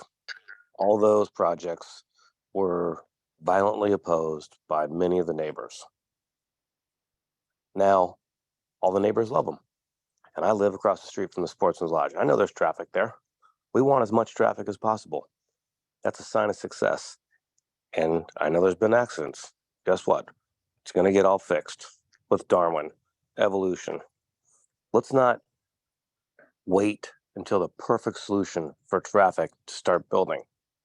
If you're a construction worker, you're not going to get a paycheck for Radford Studios, maybe for 5 years. While we all talk about how to fix the traffic, you're not going to fix the traffic. Nobody's ever fixed the traffic. The more lanes you build, the more cars come. We know that.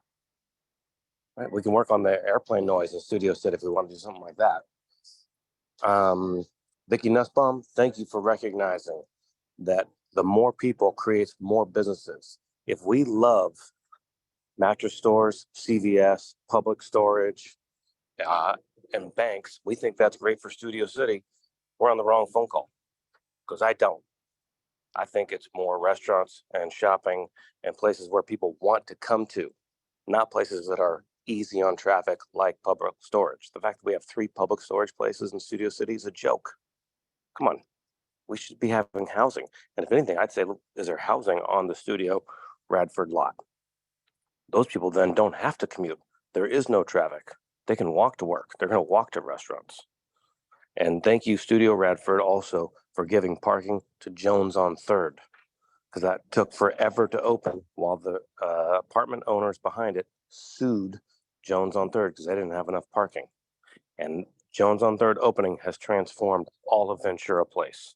So thank you for giving them a lease on your parking. It's all going to work out. Let's not be afraid. That's all I have to say. Thank you so much. Thank you for your comment.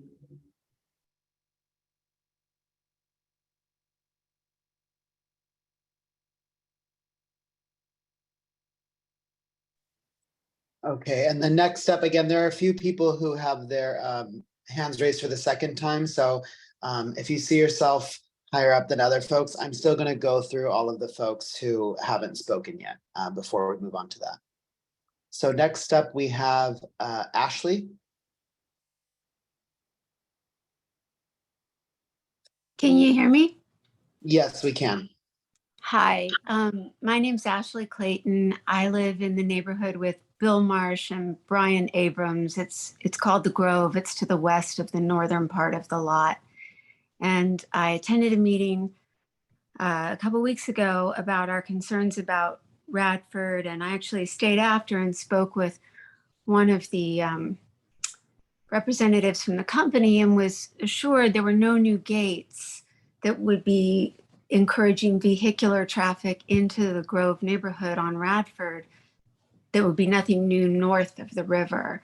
But now today I'm seeing a mobility hub, which I'm not sure exactly how that functions, as well as another vehicular entrance just north of the river. And I think another, I think, to be honest, from what I've heard from friends in Culver City, is that the Culver Studios completely changed the character of the neighborhood. And I think people want to live in the valley because they don't want it to be as crowded as the west side. They don't want it to be as urban. I can only think of maybe one building in Studio City that's in the 50 to 75 foot height range, which would be that City National on the corner of Ventura Place. And you're talking about introducing a massive skyline in the middle of multiple residential neighborhoods that have looked out over trees and other houses for years. My other concern is that the Radford gate, the Moore Park gate is going to have a permanent barrier that would prevent Radford from becoming a pass-through. I think that that's going to be somewhat irrelevant if you have a huge mobility hub directing employee traffic to that same spot. I'd question if you couldn't put the mobility hub entrance on the other side of the Radford barrier. And I was told that the barrier couldn't be permanent. It needs to be something that can be moved or lowered for emergency vehicles. And to me, that's a very slippery slope. Does it then start getting lowered for construction vehicles? Does it start getting lowered for special events? It just feels that this is out of scale and out of touch with the immediate neighborhoods, which matters. And Zach mentioned building a studio for the next 100 years. I've heard from friends this is completely gossip. I have no idea that if it's true, but that tons of the Culver buildings have empty offices. And I would ask you guys to think about where we are with the climate and the resources it takes to build from the ground up. Should we be building for the next 100 years? Should we be inviting that many thousands of people into an already congested area with a lot of traffic problems and into a quiet residential neighborhood where not only single family homeowners, but condo residents and apartment residents all enjoy a collection of dead end streets where they walk their dogs and their kids go on razor scooters. And I just think that maybe there's an in-between that can update and modernize the studio without a bunch of 75-foot buildings and multiple extra gates and bridges and 39 months of construction. It seems like a lot to impose on the neighborhood. Okay, thank you, Ashley, for that comment. I really appreciate it. I'm just going to share my screen again so I can bring that figure back up. And just so we can see, this is specifically the vehicle access and parking. And so my understanding is that, well, to speak to the mobility hub, so those aren't additional driveways. So what you're seeing here, where number 5 is, and you can see the mobility hub is B and A. So 5 is that bridge that we've spoken about that would provide just direct access from Moore Park onto the north lot. But there, I don't believe are any new driveways proposed in this area. Is that correct, Lisa? Besides this one new one. Yeah, I'm going to ask Pat actually to jump on to talk about the mobility hub, the access to the mobility hub, explain the Moore Park, entry, and what it is and what it isn't. So the mobility hub in the north that I think Ashley was talking about would get access toward Radford, but would in fact be forced north to Moore Park. So it would not be, there would be no connection between the Moore Park driveway, which is already there, and the residential neighborhoods to the west. That traffic is going to be directed toward Moore Park, as will traffic in and out of that mobility hub. So the only new access we're talking about is down at Carpenter. Right. One more over from where you are. Oh, sorry, for 7. Sorry, Yeah. these are the loading areas. So that's the new driveway. And really the intent of that driveway is to take traffic off Radford and to reduce the pressure on Radford. So what we're trying to do with this access plan is really make the streets through the neighborhoods to the west less attractive. And then really quick, Zach, just so I don't forget, and then feel free to jump in. But as far as Ashley, you are correct in terms of the traffic calming features that would be implemented along Radford to ensure that there'd be no cut through traffic to Ventura. Those would have to, they could not be permanent because yes, emergency vehicles do need to have access to that.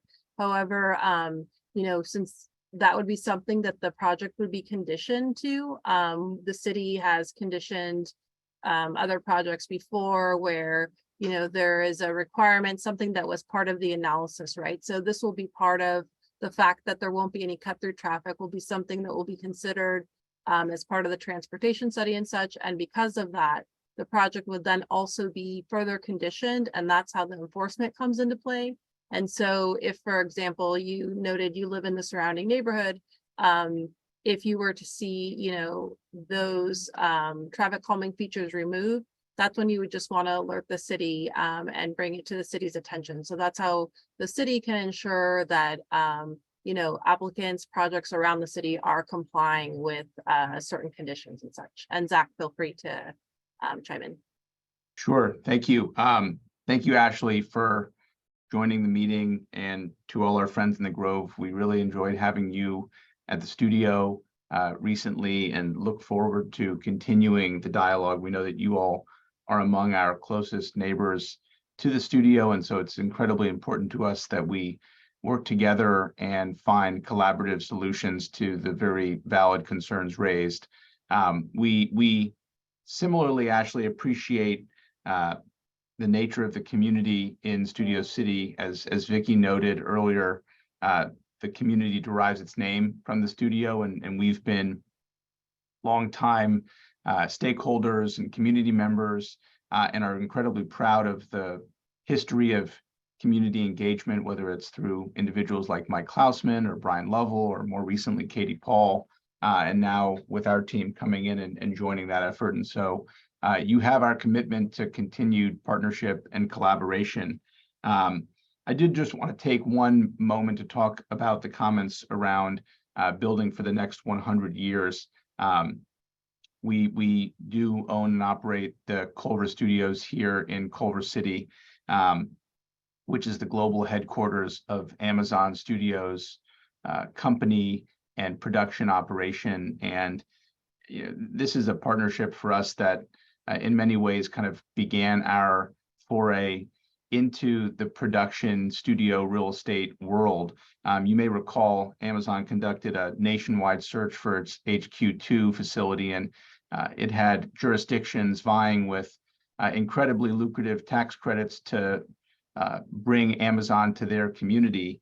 And they accepted, or they came to Culver City with absolutely no impact financially to the city or to its residents. And in fact, were drawn to the studio for many of the same reasons that we hope productions are drawn to Radford in the future. It's open space, it's greenery, it's landscaping, the fact that it blends seamlessly into a residential community. We have very proximate residential neighbors, and in some instances even closer here at Culver City, at Culver Studios, than we do at Radford. And we were able to work with all neighborhood association groups around this community and secure their support for the project. And so we're incredibly confident that we can do the same here at Radford. We know that this is a very active community in Studio City, and we look forward to everyone's robust participation in the process. But I will say, I mean, obviously we are, I don't know whether we're beyond COVID or still on the outskirts of COVID. Certainly that has had an impact on everyone's life in so many ways, and folks' return to work has definitely been uncertain or inconsistent. And so I think the entire workspace community is still grappling with what work looks like post-COVID.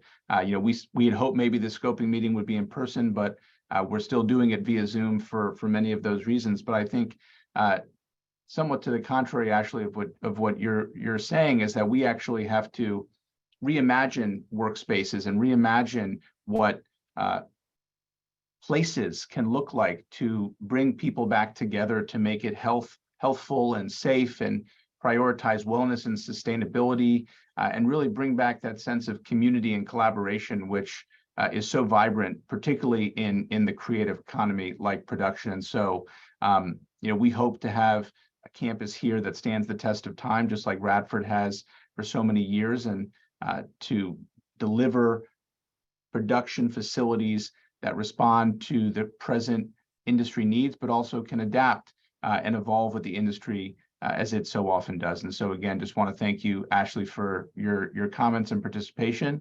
And we look forward to continuing to work together as we move through this process.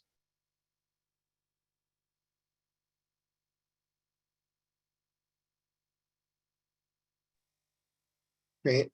Moving on, before I call the next caller, I just wanted to say, Buzzy 888, I might have accidentally lowered your hand. So you might have done it on your own. If so, you don't have to do anything, but there you go. Okay. So moving on, we have Jeff West. Hi, can you hear me? Yes, we can. Please go ahead. Oh, terrific. Thank you for letting me participate. While I greatly look forward to this project and the great things that it brings to Studio City, I do have to say I have major concerns. I live 6 houses north of Moore Park on Radford. I've lived here for 29 years in a single family home. As you know, Radford is one of the only street in this section of Landale Square that cuts through from Riverside to Moore Park. It's already there are no speed bumps. There have been accidents where people have been killed in this area because of people who don't stop at the stop signs. As a homeowner, it's literally you, and with kids that are now driving, you take your life into your own hands every time you try to back out onto Radford, because people are just speeding up and down Radford to to cut through from Riverside to Moore Park, from Moore Park to Riverside. So you have that, and then you also have difficulty with just in terms of just the amount of traffic that's on Radford on a daily basis, with backing out of your own house. And then beyond that, there's people that park in the area, so the cars are blocking you as you're trying to pull out onto Radford.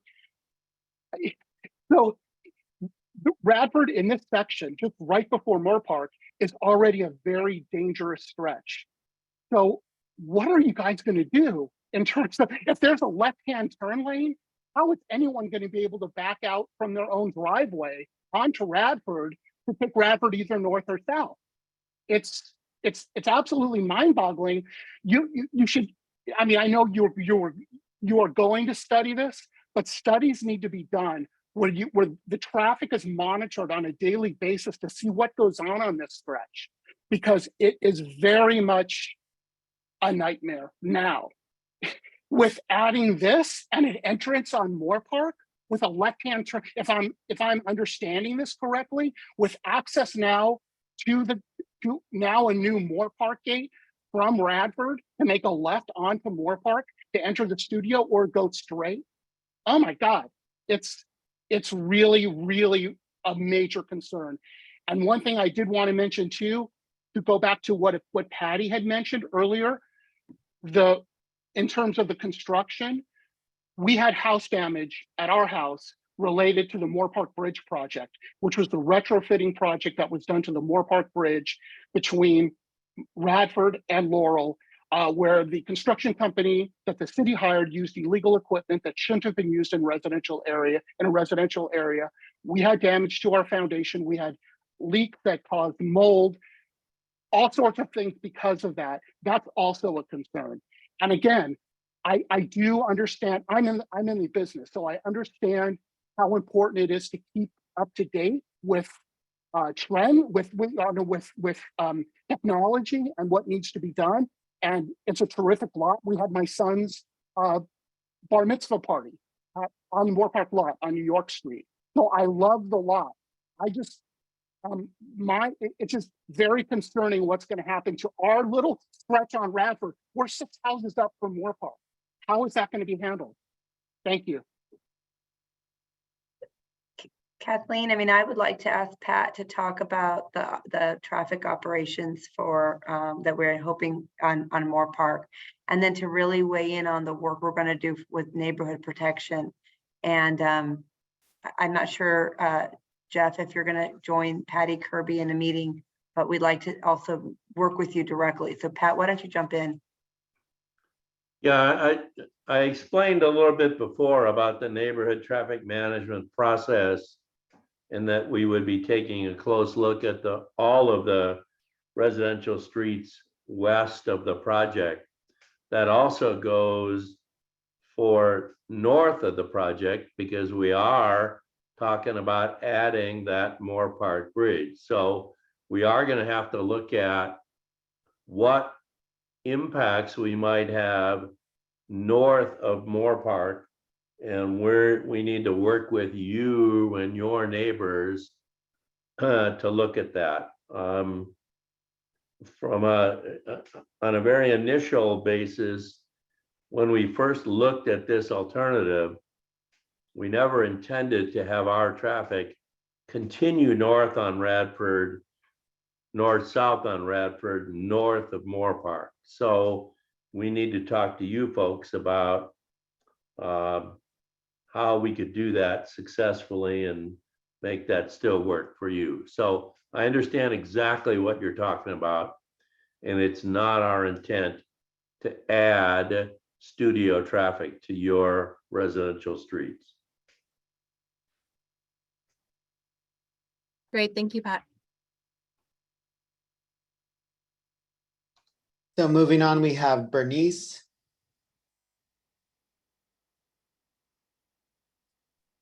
Hi. I'm wondering about something. You were talking about that bike path. and making it a bike path and a walking path. Along Tahunga, this is the Tahunga Wash. Yeah. Sharon was talking about that. I noticed today that a tree that's in that area fell down on a chain link fence, and the county, I asked the people who were fixing, they said they're county. My concern is, if that's county property, are you able to build on it? And the walking path and the bike path? Lisa, do you have details on that? I know there's a buffer, 150 foot, and I forget the other. There is a buffer, and there are 2 parcels that are unaddressed, right? That are part of Radford. I'm going to ask Brian to jump in to make sure folks understand what is our property and what is not. Yeah, thank you, Bernice. And relative to ownership here, our property, it may not be obvious, our property actually extends to the other side of the Tahunga Wash LA River channel, that confluence. So the portion that you're speaking is actually technically part of our gross acreage. However, flood control channel is through an easement to the county and Army Corps of Engineers, and it is their physical infrastructure and facility that we all know that runs through there. And so in terms of operations and maintenance up until this point in time, it has been at that level. What we're trying to do here is to find the right level of improvements along the wash, either from a mobility perspective with bikes and pedestrians, or ensuring public safety, whether it be lighting or more activity or eyes on that area, so there's not potentially any nuisance. And then working in collaboration with our city partners, county partners, state partners, national partners to understand the ongoing operation and maintenance of that zone. And so, yes, it is our property, but it's currently managed under the easement condition for the infrastructure of the river channels. Great, thanks, Brian.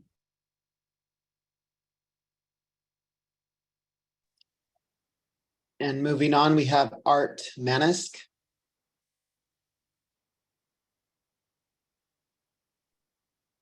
Can you hear me? Yes, we can. Please go ahead, Art. Okay, yeah, well, I was not going to say this, but I'll say it now, because I do a lot of Zoom meetings, and some have as many as 30, 40, 50 participants. I was told if I logged in at 5:30, I'd probably be done by 6:30 or 7. And I put off another call that I a couple of times. So in the future, can you please show everybody's pictures? Could you say what order you're going to take them in or whatever? I would appreciate that if I'm going to be asked to participate again. I do have a question for Kathleen, but I'll first say I'm second generation. I grew up in Toluca Lake, Studio City area, and I've lived in the Toluca Lake area for half my life with my parents or with my own homes, and spent 20 years in Colfax Meadows, walking over to Colfax to see the studio's fireworks display until that had to stop because of COVID. And it was wonderful. And I'm, as many of the callers today, in support of the project and agree it'll work its way out. When I lived in Toluca Lake, we were abutted on the south, as you probably know, by Universal Studios. And Universal had a big expansion, but they had a lot of mitigation they had to do with sound from the amphitheater that usually was not covered and other things. And they did a really good job. And separately, if it's helpful, I would be happy to share with whoever on a phone call, not having to wait 2 hours to talk to somebody, hopefully. You know what those are. And the other thing is if you look at Burbank, when I lived in Toluca Lake, I I lived part of the time with my own house on South Valley Street, which is on the Burbank side, east of Clybourne into Toluca Lake. And we were able, just through one meeting at the city council in Burbank, and I realized it's not the city of LA, but we got speed bumps, we got police that were monitoring, new one-way streets because of cut-through traffic that we were getting from the studios all the time. So when the city got behind it and the city took action, it helped. Now, if you go to the new development that Cusimano did at Alameda across from NBC, or where NBC used to be, you'll see where there's streets like the Radford situation that I think it was Jeff was talking about, where they're blocked off. You can't take it. It's not an option. Okay, well, Burbank has a very good model to follow. And Burbank does have, as you know, a couple of studios, several studios, including the revised NBC studios, which is principally a rental lot. But I'm assuming, and it wasn't mentioned, but I just want to clarify it, I'm assuming Radford will be a rental lot like most of them are.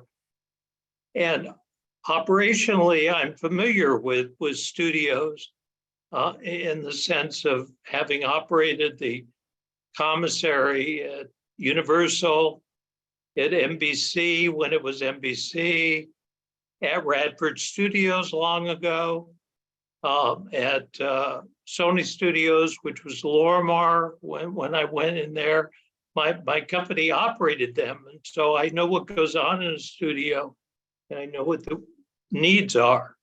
And Kathleen, my one question is, when retail was mentioned only in the context of possibly having a daycare center, which I'm also familiar with other clients in the past that I've worked with. But I just want to clarify, the retail is only for the studio people, right? It's not retail in the sense of anybody can access it. Is that true? I believe so, but Lisa, can you actually clarify that? And one thing I do want to clarify, Art, is yes, there is a proposal for a childcare facility, but that would actually be captured more so under office. Understand? Okay. It really is more of an ancillary use, right? Like only people who are working there would have access to it. It's not a public childcare facility, so it's not. Well, no, I'm talking about retail, the definition of retail. Oh, okay. But yeah, or Brian, I see you turning your camera too, so you guys can clarify that. So, Art, I just want to say thank you for wanting to share your experience. And again, I'm happy to give you my number here. Happy to work through Kathleen, because we'd love to sit with you. A number of our consultants, including our traffic consultant, worked on the NBC project. And so, we're familiar with that, with that project and how it handled, ways to protect the community. And that's exactly what we'd like to do and work with you. So, I'll get contacted through Kathleen, and I'd love to have a direct conversation with you. And then Brian, if you could please, answer the question about retail, we'd appreciate that. Of course. And Art, thank you for your patience and hanging on with us this evening. I know these can be long and it's challenging not seeing everyone's face, but as we talk, hopefully we're showing. Or names or anything. Yes. Well, I will respond to the retail component of your question here. And it's a great one we get asked quite a lot in our studio projects. Why a retail use in a studio? And what you'll see from a percentage standpoint, we have 25,000 square feet maximum retail that could be proposed as part of the project. And we really want to make sure that as we start modernizing the studios, that we really look to our edges.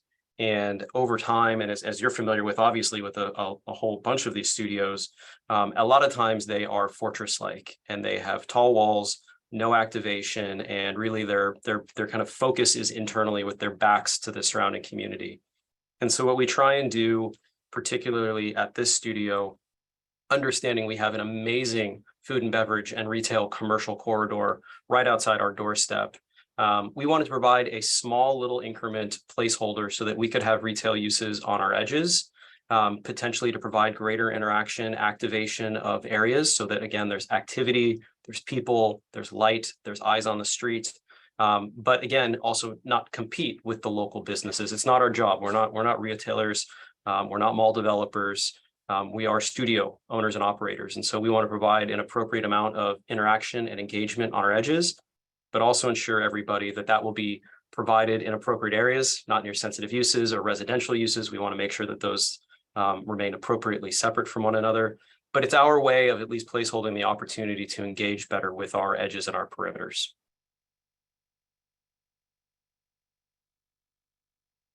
Great, thanks, Brian. And then next up, we have Brian Nassour.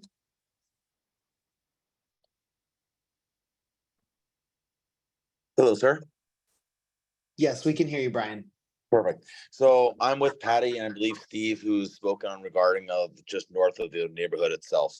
So we have Walter Reed to the east and Campbell Hall to the west. And the gentleman that was speaking in regarding, as I mentioned, Steve, on Radford. So that whole neighborhood has been pummeled.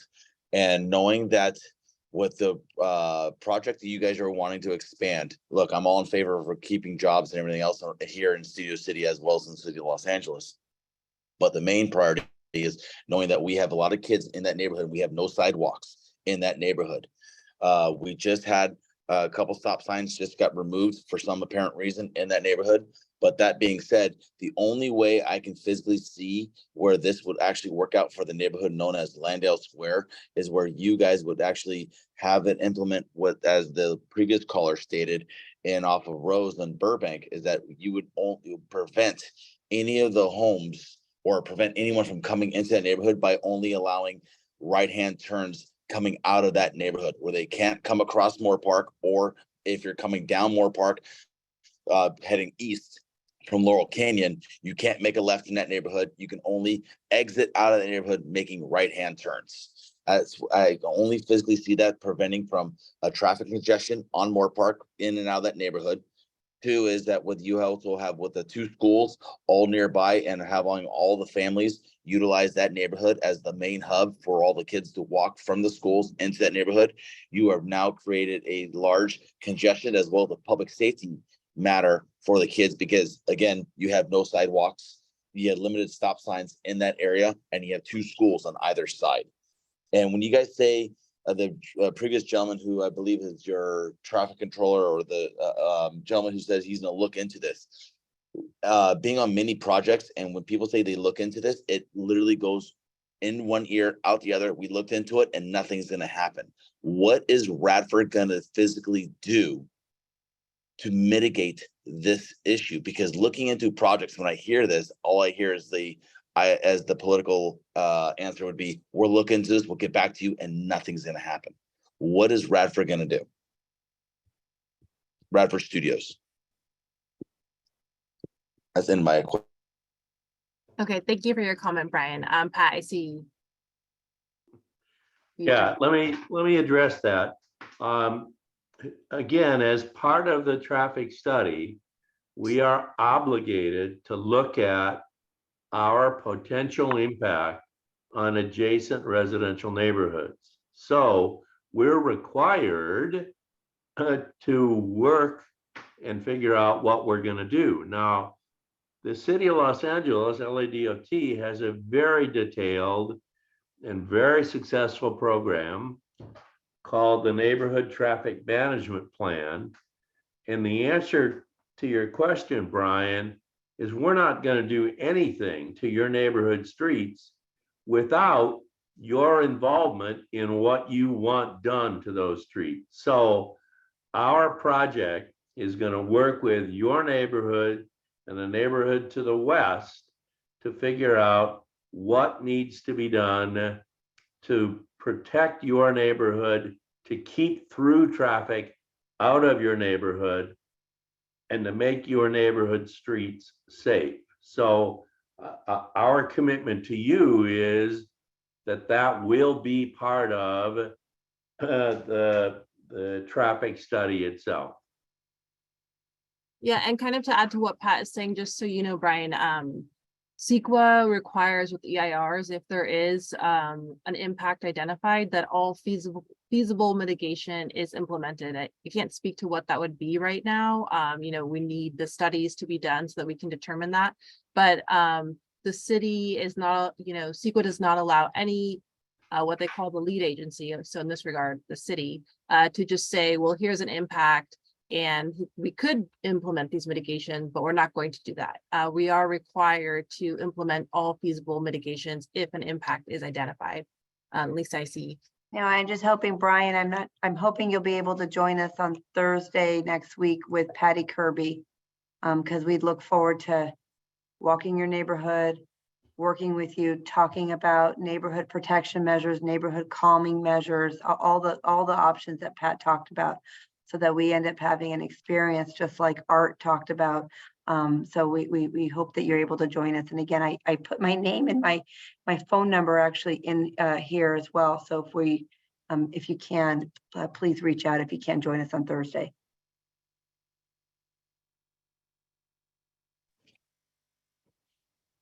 Thank you. Okay, so moving on, we have Buzzy 888, and then Brian Abrams. I accidentally lowered your hand, but I remember that you're in the queue. So we're going to start with Buzzy.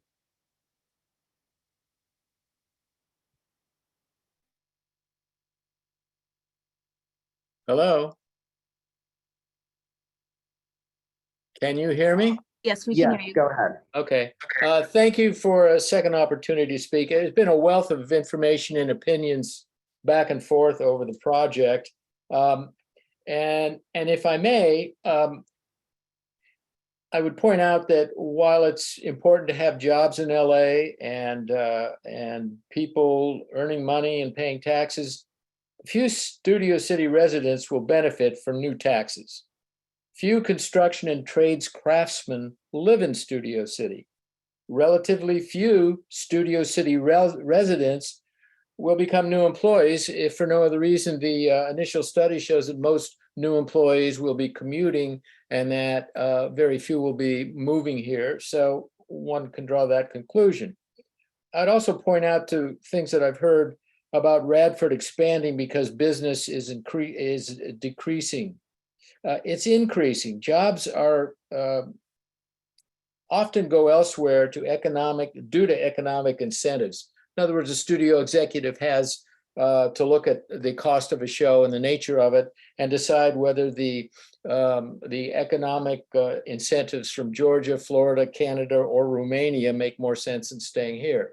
But stage space is at a premium, and I am all in support of the Radford facility updating and becoming a little bit greater in terms of its stage space to accommodate that.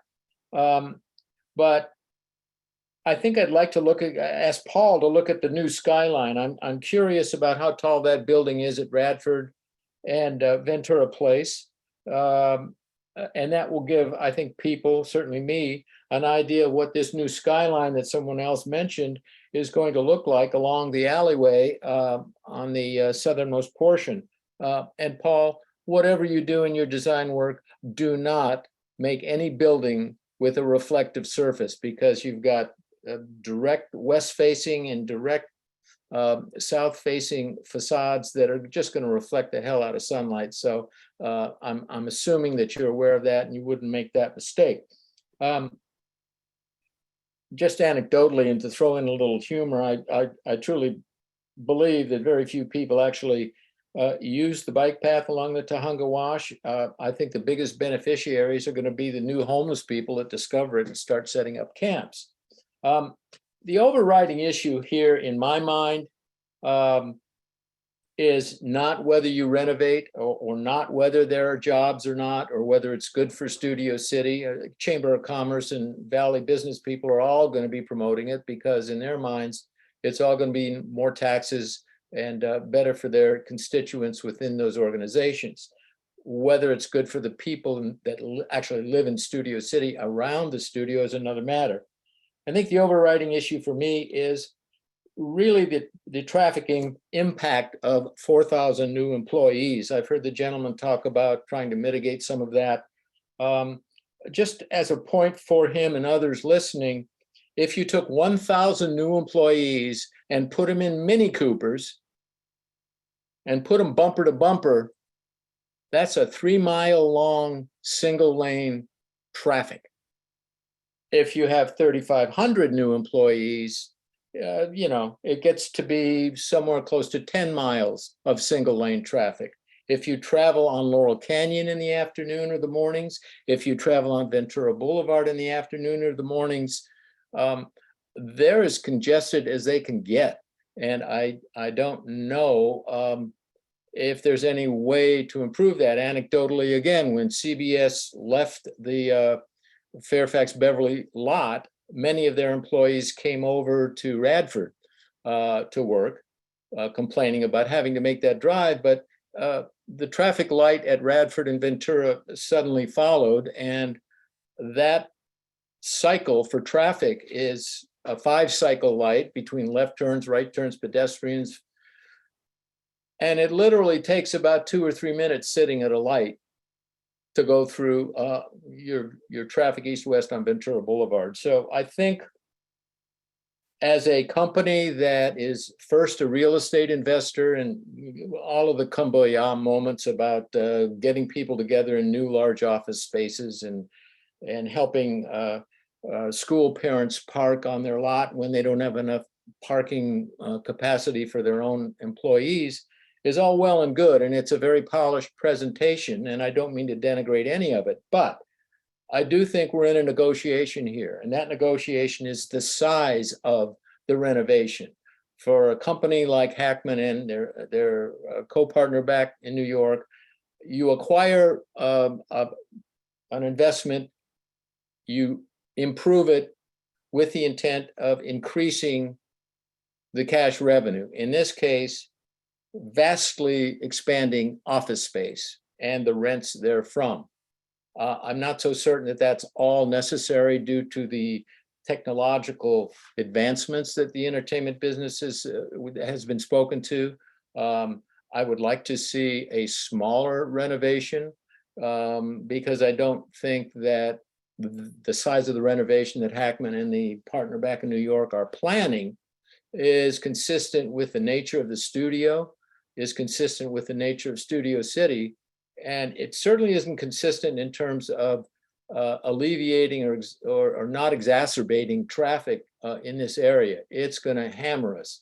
And when I hear people like Mr. Hyde say, well, that's the way it is, that's evolution. I can't agree with that, because this is where I live. This is where I try to use some of those same facilities all these new employees are going to use. And I can't get there. I cannot drive there. I avoid the intersection of Laurel Canyon and Ventura with all of my effort.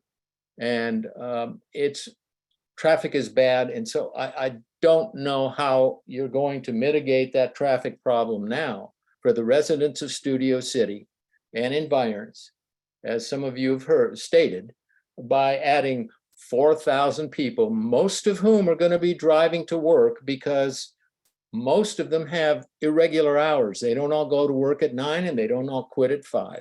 So they're going to want to be able to have their own transportation. And I don't know about you, but I'm not real comfortable riding the red line every day when you see the pictures on the news of how it's been overtaken. So please, as we move forward, I think what I would like Hackman and its planners to do is to think about reducing the size and the number of new employees. They have certainly pulled on the history and the angelic representations about the studio as it once was and how we're bringing it into the new. That's fine. But don't try to mask the fact that you are trying to increase your revenue in office rentals. And what you're going to do in the interim is create jobs for people out of the area, create huge negative quality of life impacts for the residents of Studio City. So back off a little bit, shrink the size of the office allocations you want to build and the number of new employees you want to bring into the area. and I thank you. It's been a pleasure to be able to express some opinions. Thank you. Great, thank you, Paul and Brian. I see you guys. Yeah, what's your name? Thanks, Kathleen. I'll just jump in for a second. Buzzy, you asked a question a minute or so ago about the height of the building across Radford, and just wanted to let you know that's approximately 60 feet tall, similar to the height limit that we are imposing on our plan across the street at the corner of Radford and the alley there. As we move further to the east, the height limit does step up to 75 feet, one more office floor. But important, the massing of the development is always stepping back and away from the major street, whether that's Ventura Boulevard or Radford, stepping back just as the buildings do on the other side of Radford, trying to keep the scale, or the other side of Ventura, keeping the scale low and as it is with the small existing buildings along Ventura Boulevard, and stepping away from that, placing our height further into the site. With regards to reflectivity, we are with you 100%. The renderings are not a specific design, but they are a suggestion of some of the principles that we see as important and want to maintain as the project hopefully moves forward. And that is buildings that are light in color, transparent, healthy buildings, not reflective, hermetically sealed, and all of that. Sustainability and health and welfare being another one of the driving factors of the buildings within the project development. Thanks, Paul. And then I just want to clarify there. I think that the 60 foot is the proposed apartment building that's going up on the auto body lot. The building that's right on the corner itself is 75 feet. And what's important to note there is that building is right at the back of curb, right at the sidewalk. So it's front and center at that intersection. And what we're proposing in our 75-foot zone is 150 feet behind the curb at Ventura Boulevard. Because we have those businesses in front of us, there's a significant setback of those buildings before you get to 75 feet versus the 75 feet you feel at zero at the curb. And then even the zone behind that is another 150 feet. So by the time you get to the portion of our project with the 125 possible total height, again, in only a proportion of that area, you're over 300 feet away from Ventura Boulevard. So in terms of overall mass and bulk to the public realm and the public street, the buildings are pretty far back, just as a point of reference there. The other component, and Buzzy, wow, you know so much about the industry, the business, and I mean that truly. It's great to hear that you've taken your time to study this and really get to know the project, and really look forward to building a relationship and speaking with you more relative to the program type, because you brought that up a couple times.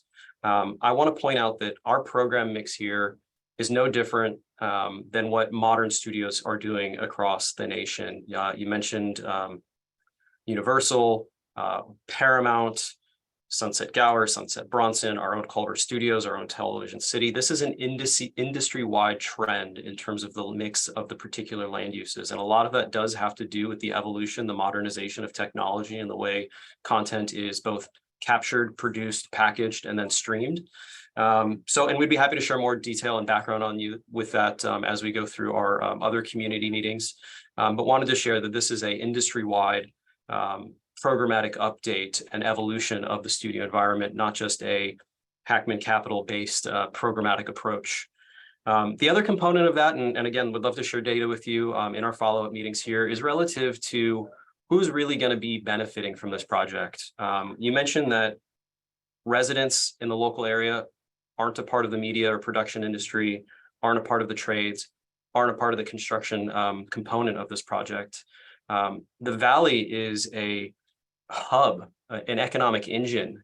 People, thousands and thousands, millions of residents live in the San Fernando Valley, and clearly they're a part of all of those various components of the industry. And so it might be a little bit of a misnomer to say that none of the residents will benefit from this long term. We think to the contrary, this will be great. It'll provide the opportunity for people and families to work in their backyards, to stay in the San Fernando Valley versus, as you say, travel to Georgia or New Orleans or New York or Canada, anywhere they might go, but we can actually have them stay at home, keep those families together, provide easy commutes for everybody, and provide a economic engine that Studio City, as its namesake, can again be really proud of.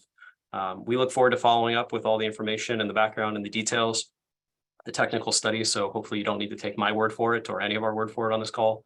But again, yeah, appreciate all of your comments. So thank you. Great, thanks, Brian, and thanks, Paul. It looks like we have 3 more people that have their hand raised, so we're going to take those 3 people, and then we will go ahead and end the meeting, seeing that we were trying to keep it within 5:30 to 7:30, but I know there's actually 1 caller too who hasn't spoke, so Paul, if we can take that person first, just to give them an opportunity to ask their questions or make their comments. Yeah, and there's also, again, Brian Abrams, whose hand I lowered on accident. So Okay. there we go. Thank you, Brian. Great. So yeah, we'll start with that caller who is submitting their first question, and then we'll go Brian Abrams, Ashley, and then Brian Nassour. So caller 7344, when you're prompted, please press *6.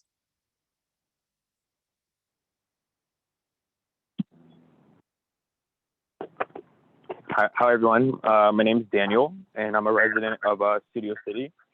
I just wanted to chime in really quick and just, say as a resident of Studio City, like I said, I'm in complete support of the project and the overall, investment of the area, especially like with the modernization that you guys pointed out.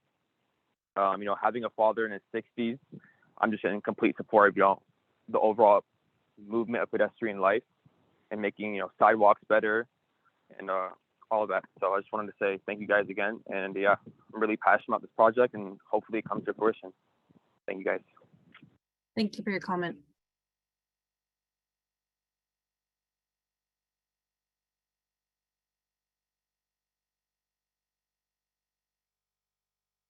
All right, and then next up, Brian Abrams. Hello. I just wanted to make note that when you calculate and when they look at the traffic on Woodbridge, that the street is currently closed due to construction all the way through October 2024. So that will impact on the calculation on how you will determine if it's going to impact or how the traffic is when currently when that thoroughfare is going to be closed or is closed through October 2024. Thank you, Brian.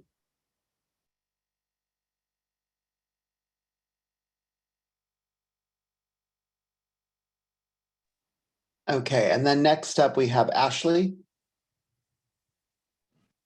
Hi there. I wanted to thank Buzzy for his much more eloquent version of, I'm in total agreement that the scale is not supportable by the neighborhood in terms of traffic, number of people coming in, and the building height. I mean, you're going to be blocking views that people south of Ventura on that hillside area can probably see across to the Verdugo Mountains right now. And when you say, oh, hey, there's this other building at Radford and Ventura Place that's currently 75 feet, it's the only one I can think of remotely in that scale in Studio City. So I would again urge you to consider, to be honest, as a resident of the Grove, I'm concerned that I might even be able to see the sound stages if they're 60 feet tall when I look to the east. So, you're talking about a scale that would have a huge impact visually and traffic wise. Just a couple specific things. We talked about Radford, and you talked about, oh, well, that's going to have a cutoff, but no one addressed that there's, on the map you showed, vehicle traffic into points 3 and 4, which would be presumably south of where the Radford barrier is. And finally, I heard it said that the current capacity is 4,000, and you would be raising the capacity of the lot to 8,000 employees. My question is, what is the average actual number of employees on any given day at this time, rather than going by the capacity, but how many employees are we realistically living with now versus how many we're going to be living with after this is completed?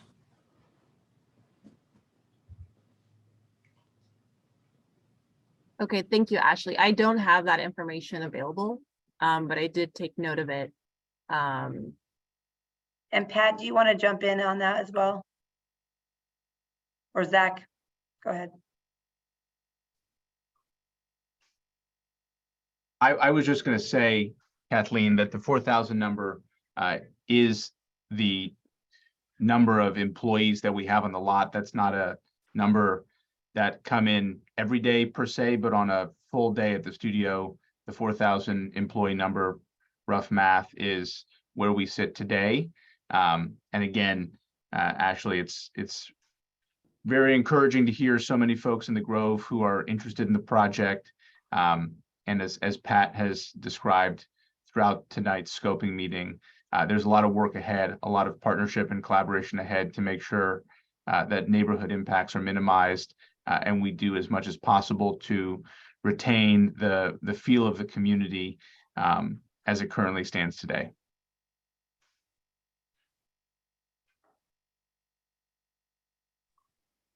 Okay, great. And then final speaker, we have Brian Sewer. Yes, thank you. So one last question is, what are you guys gonna do, and what is this? I know you guys are working with the city, you have to, in regards of for the first responders at Fire Station 78, which is to the west, and Fire Station 86, and you're stating that you're bringing an extra 4,000 to now upwards to 8,000 people bringing into Studio City.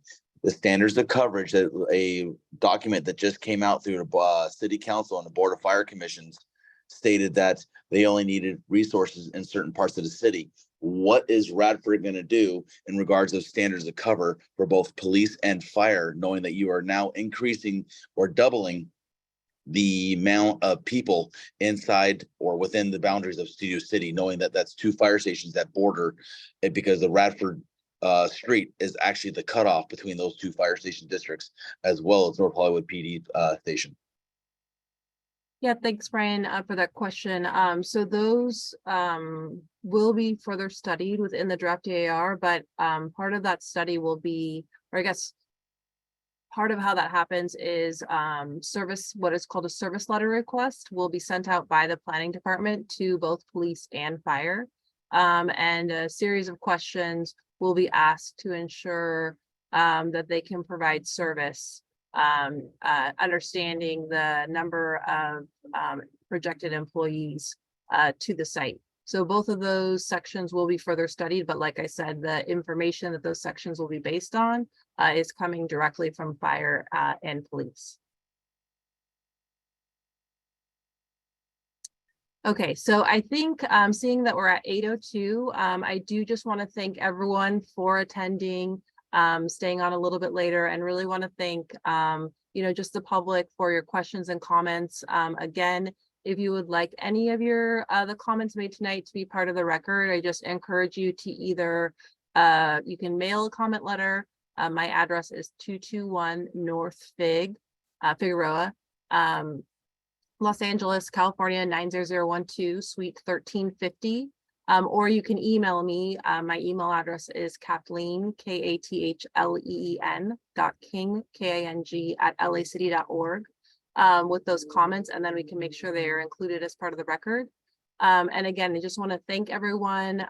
Thank you for attending. And like I said, your questions and comments, we really appreciate it.